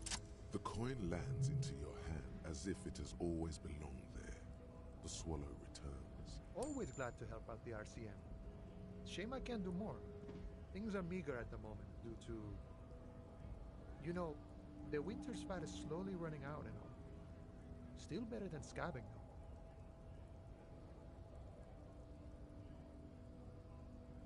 Aye, you lost me there, Ancho.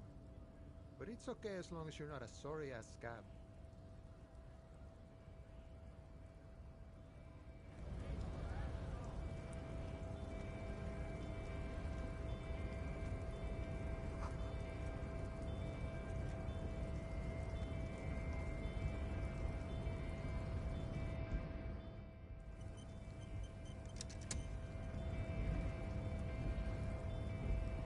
Nobody betrays your degenerate. Yeah, Measurehead.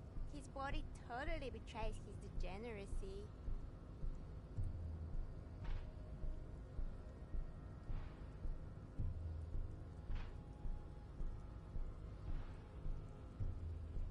That is precisely the negligence that has led you to succumb to you reek of it. An invisible sword of Al-Ghul emerges from your throat. You cannot see it, but others can. It is making the woman in my company sick. No, you don't. You need to get another drink. Jerking motion. You gave the world. You dominate. You will be superseded. Easy. It is, baby, yeah. You know it. There is a button right behind. This man is not budging.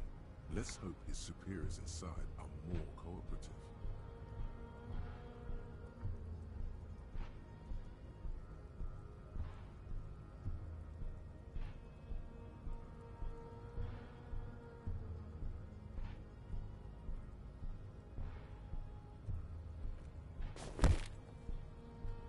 That bring your troops. The walls will be lined with bottles of Al Ghul. Your beloved. We still need to get into the...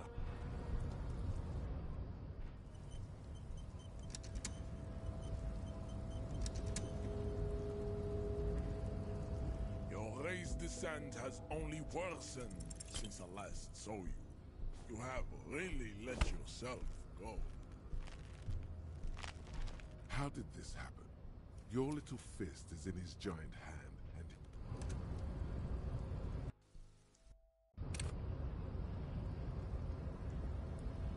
Your race descent has only worsened since I last saw you. You have really let yourself go. Just like that, instinct took over. A solid strike straight into his throat, into the cartilage. You could swear you felt the soft palate. The man is reeling, gasping for air. All you hear is a small gurgling sound as a trickle of blood appears on the man's lip.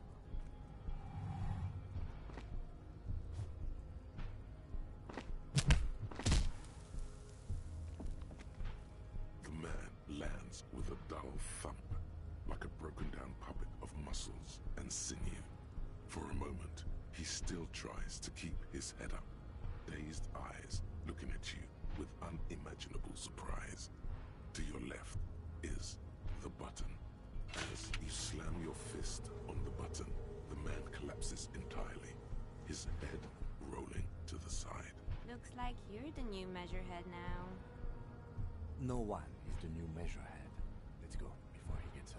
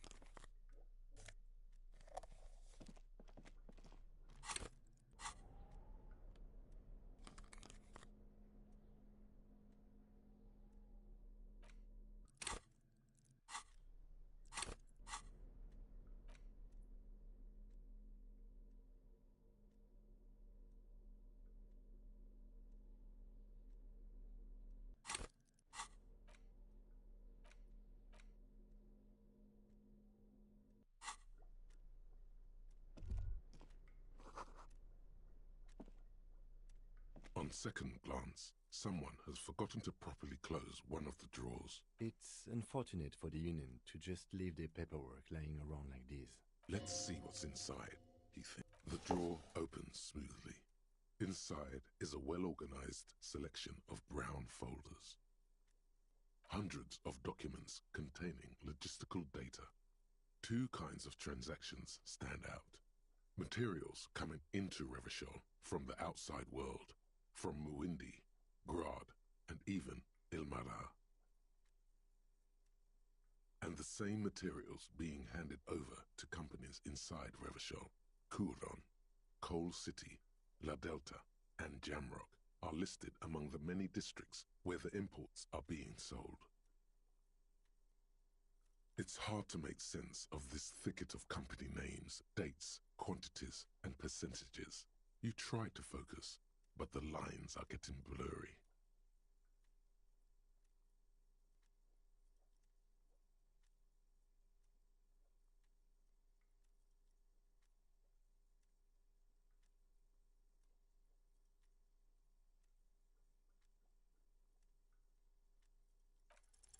Whatever's hidden here is hidden well. Concentration isn't enough. Only a trained accountant with a background in logistics would be able to really make sense of it. However, there is a little handwritten note stuck on the side of the drawer. It appears to be a to-do list written in large, uneven capital letters. Remember, Leo, Everart's shoes, special whirling borscht, water Everart's plants, sweep office floor, more banners. All items on the list have been crossed out and the note itself is crumpled. Everard Clare, probably, the head of the Debarders Union. One of his aides must have left it. Nothing incriminating here. The special borscht seems a bit odd in the list. What is so special about this borscht? Code for drugs? Booze? Blood? Remember, Leo, Everart's all items on the list have been crossed out and the note itself is crumpled. Hundreds of documents and the same material. You already went through all of these. The drawer slides shut.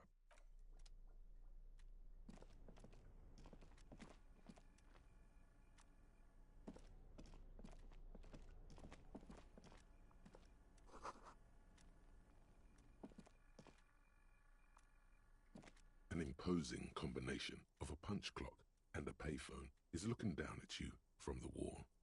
A note on the side says, "Tokens unavailable due to strike. Use change."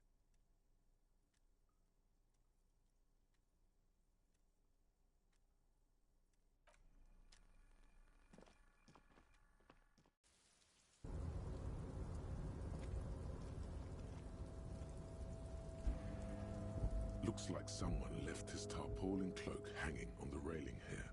The white rectangle of the Revachol Citizens Militia is clearly visible on its back.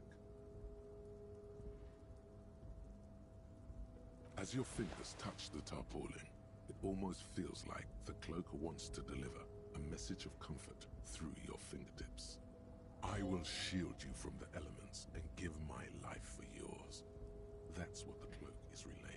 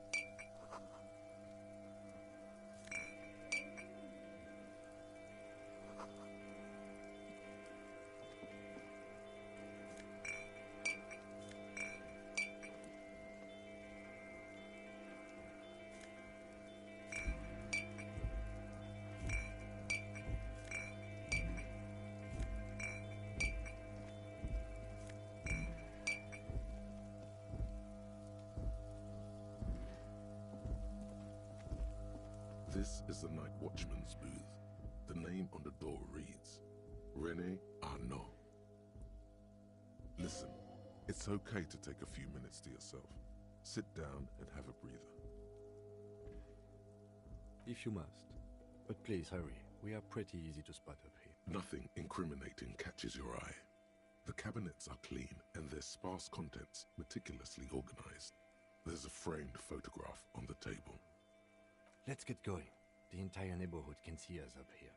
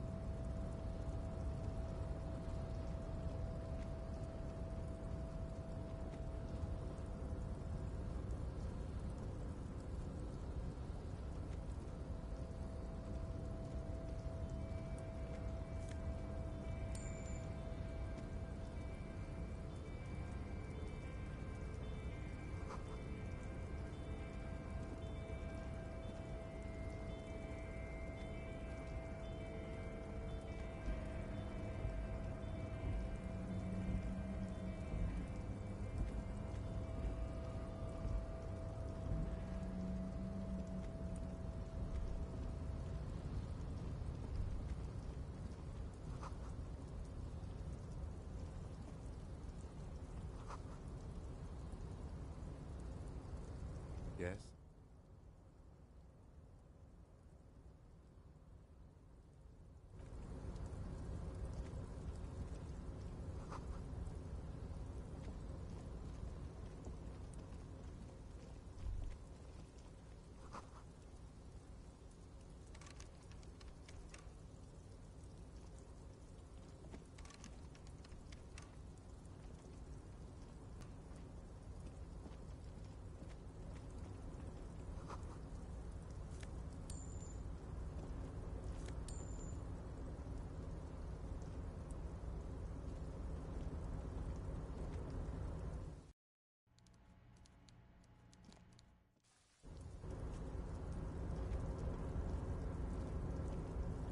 Container, container, I'll turn you nice and red. Container, container, put the logos on.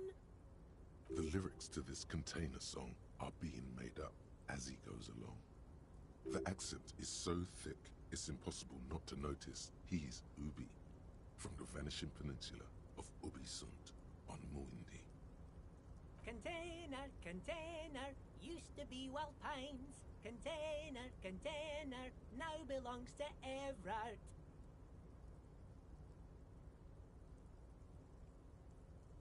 Evrart, he looks after everyone. Huh? Well, hey there. How can I help you, mister? The look in his deep blue eyes is as sincere as you've ever seen. Kind of makes you feel like an arsehole for no apparent reason. I see you are not a union man, mister.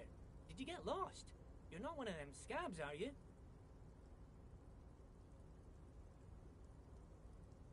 I mean, I don't personally mind. Folks is just folks, you know, and folks gotta eat. Just some of the other guys don't look too kindly on the scabbing kind, if you know what I mean, mister.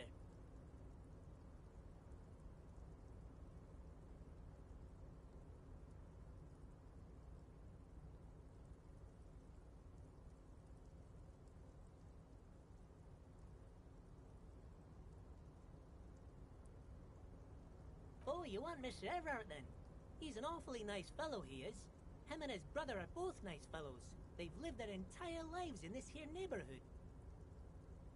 Guys like Mr. Everard and Mr. Edgar, his brother, are real good guys. Made Martinez what it is today. Mr. Everard and Mr. Edgar and I went to the same school we did when we were boys. Oh, Mr. Everard is where he always is. In his office, of course. Bye-bye now.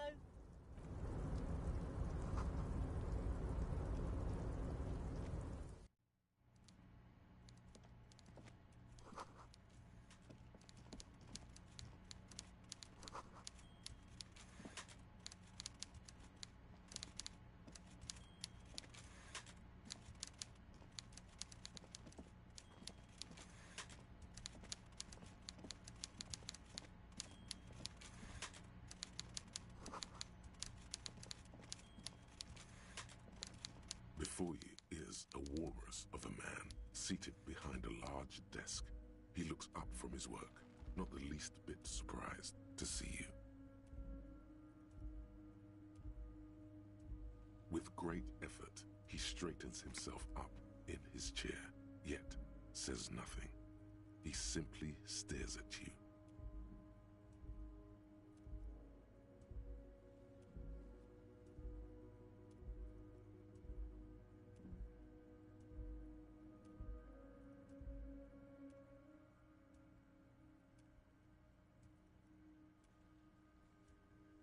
Welcome, Mr. Dubois, Mr. Kitsuragi. It's good of you two to stop by. Please, have a seat. Everard Clare, head of the Debarders Union here in Martinez. I'd offer you my hand, but unfortunately my health prevents me from getting up. You understand? He looks extremely comfortable. The tiny folding chair, on the other hand, looks like a torture device. Whatever he has in store for you, it can't be good, he thinks. I'll do my best. Forget about that. What's with this Dubois stuff? You're getting some seriously bad vibes from that name.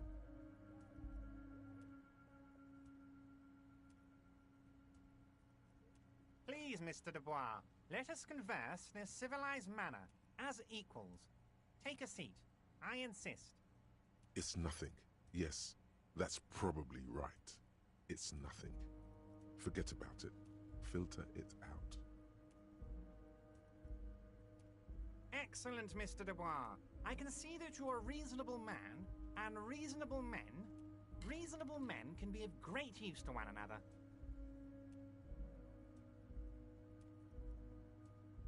So tell me, how can the head of the Debarders Union help a representative of the Revachol Citizens Militia today? The chair you're sitting on has got to be the most uncomfortable chair in the world. It's violating your backside.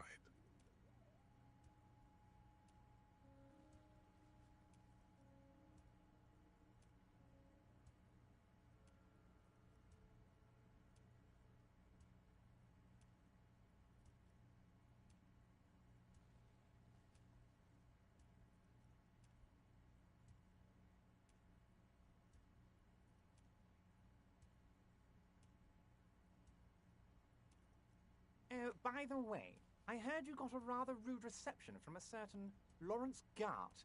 Some people have no manners, it pains me to say. This should take care of that nonsense. It should be sufficient to cover your expenses for a few days and patch over your differences with a cafeteria manager. Go ahead, take it. Hey, that's 25 real. That's good money. Think of all the stuff you could.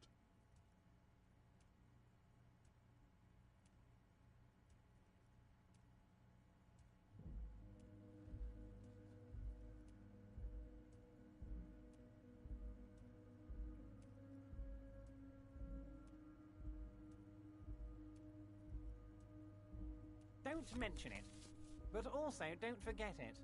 I'm just kidding, of course. Now, I'd like to set your mind at ease about one other matter. Your lost gun. Let me assure you, Union people are on it as we speak. I've got my best hounds looking for that lost gun. His slug-like lips move, but all you hear is an echo. Lost gun, lost gun. The world is swallowed by a black hole of fear. Only two words escape its gravitational pull. Lost and gun.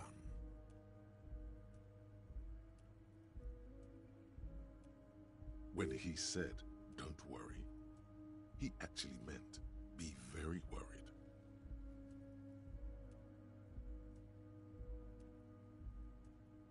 I know everything, Harry.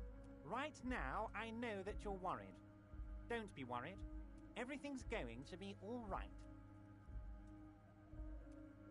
It's not like you left it loaded. You didn't lose a loaded gun. Local children aren't out there playing with it right now, pointing it into their own mouths. It's in a safe place. I just know it. I have a feeling everything's going to be all right. It was loaded. There were 2 bullets in it. You always keep at least 2 barrels loaded.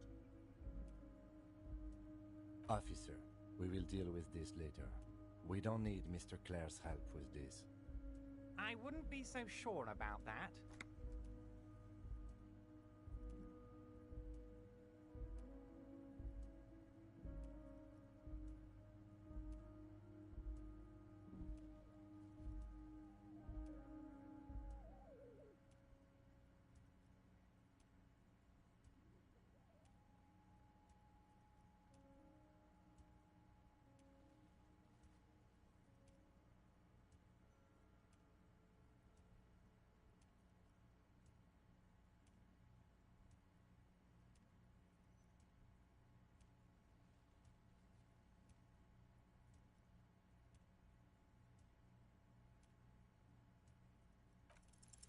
God, you're sweating.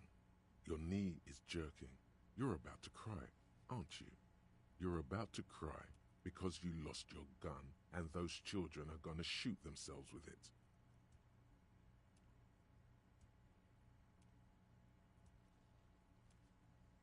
Mr. Dubois, you don't look so good. What is this Mr. Dubois he keeps repeating? What is he trying to pull here? You need to cool the fuck down. Chill. Mr. Dubois! Mr. Dubois! Harry!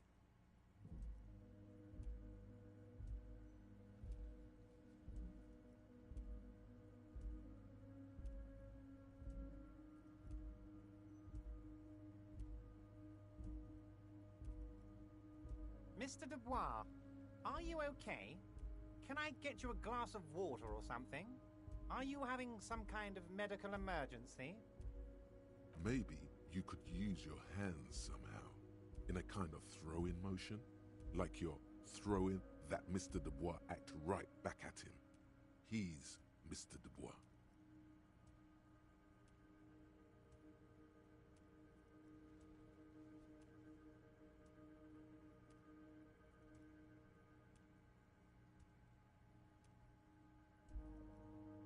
What an odd demonstration of... you got me, Harry. I don't even know what. As entertaining as it was, I'm afraid we're wasting our time. And I'm an extremely busy man, as I'm sure you are too. Okay, enough. We are here to ask you some questions pertaining to a murder investigation. Quick, here's your window. Get yourself together and ask him questions. Police officer questions.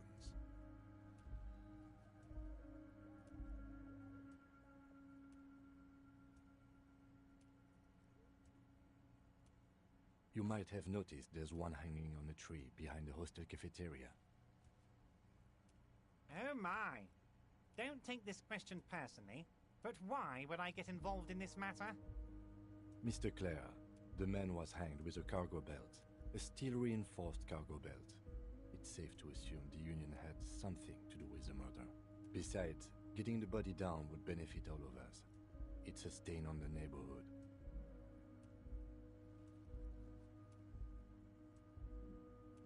I can certainly see how having him up there might start affecting some real estate values. But of course, all joking aside, I am going to help you. Jean-Luc, the cop who bested you in physical combat is here, and he has a little dead body in a tree problem. Namely, he needs it to be taken down. Please extend him this courtesy. You can find Luke down at the gates, but... you already knew that. Anyway, he's going to help you, now that he's back on his feet. Yes, your lost gun. My best men are on it. They're turning every stone, searching every playground, asking kids, grandmas, everyone. Your gun will be found, Harry. Let me assure you of that. It's just a matter of time and effort. The only way to find it seems to be working with him. He might even be holding your gun hostage.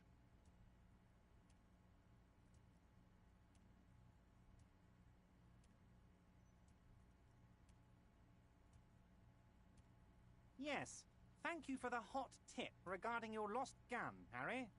My men have indeed factored in that you pawned it. Now please, let the professionals do their job. Kick back, Harry, relax. I have great guys on this. You focus on what's important, building our relationship for the good of Martinez.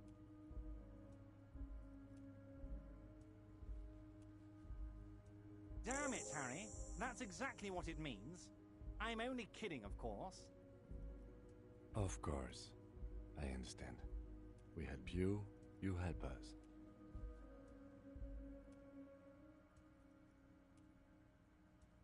Of course. Let us dispatch with the formalities. You call me Everard, I call you Harry. That's what the hanged corpse called you. Harry. My God, so it's true. I didn't want to believe it, but you are a fantastic science fiction amnesiac cop, aren't you? What are the odds of that? I think the odds of that are very low.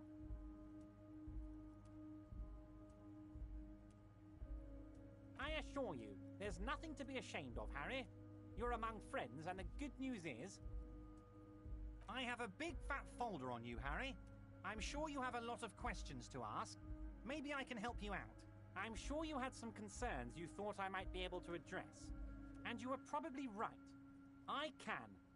Are you trying to tell me you've gotten hold of some of our documents? Mr. Kitsuragi, would you mind? Me and Harry are talking about his lost identity right now. Don't just jump to the folder. That's not smart. Shows you're on the edge. Do some probing first.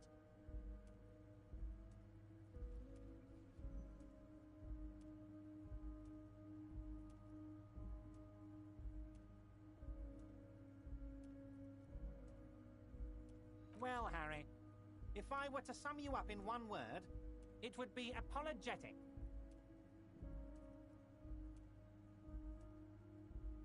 Well, you sure come off as very confident in all our interactions, Harry. You're a real man's man. It's Harry. Harry Dubois.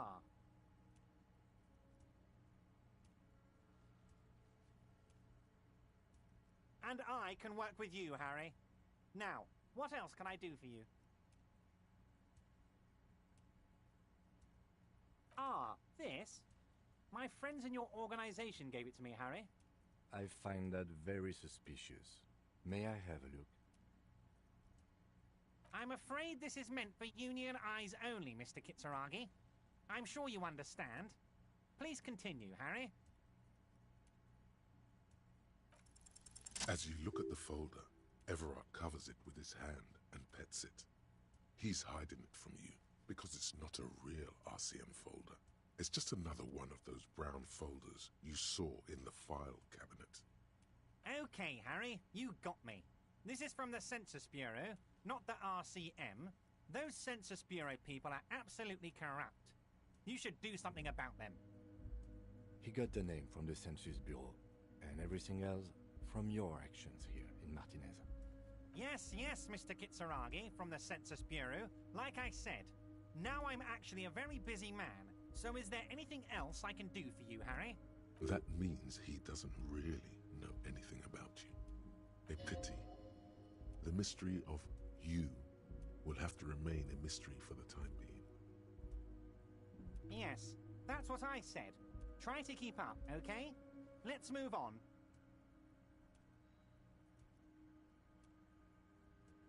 Oh, of course. That's your main thing here.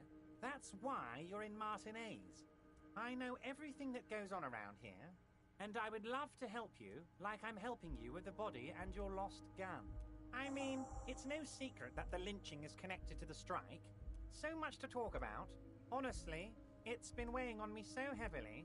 I understand you need to interview me. But there's a thing that's been keeping me up at night. I want to talk about the hanging. I mean, if we could just calmly talk, exchange information, we could blow this thing wide open. Yes, that sounds good. Let's do that. But I can't think straight with this thing weighing on me. You're police officers, aren't you? I have a crazy idea. You guys are basically door-opening machines, incredibly talented at opening doors.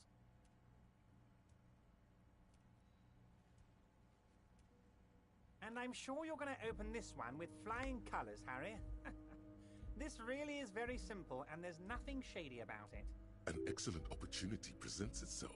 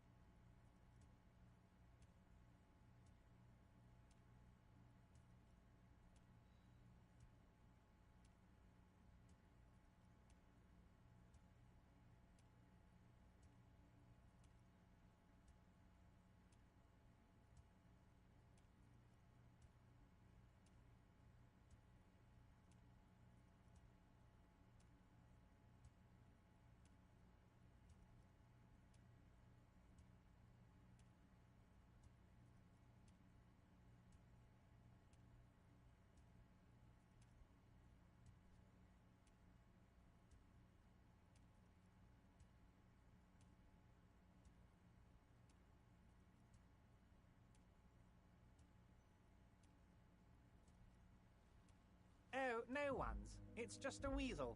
A weasel lives there. Nothing for you to worry about. A loud blabbering weasel.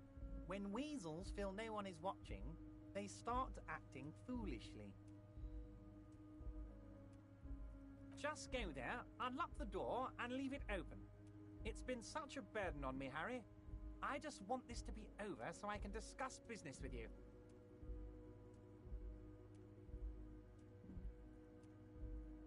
Fantastic, my friend. Just let me know when it's done and we can take our friendship to the next level. You can get the key from Manana. He's down by the gates. Manana's like a free agent in the Union. Special operations. Hardened socialist. A real free thinker too. He'll tell you precisely where the door is. One last thing, Harry. Just open the door. You don't need to go in or anything. I just want that weasel to come home and see the unlocked door.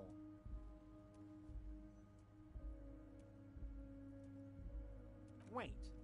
You need this to get in and out through the gate.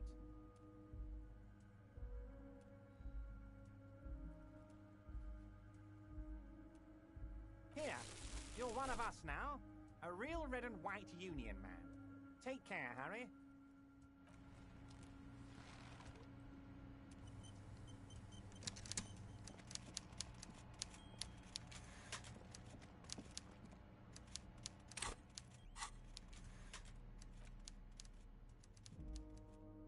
The front of this quarterly journal features a large satirical portrait of the late King Frieza.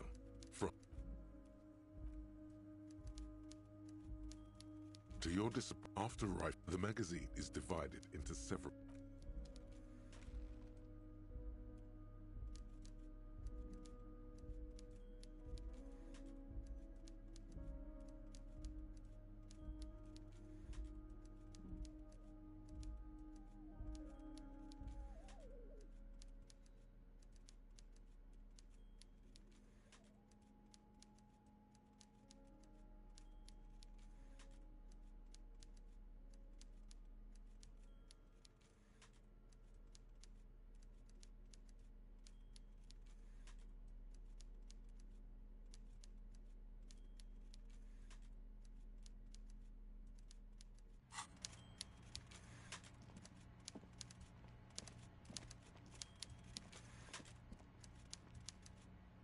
Yes?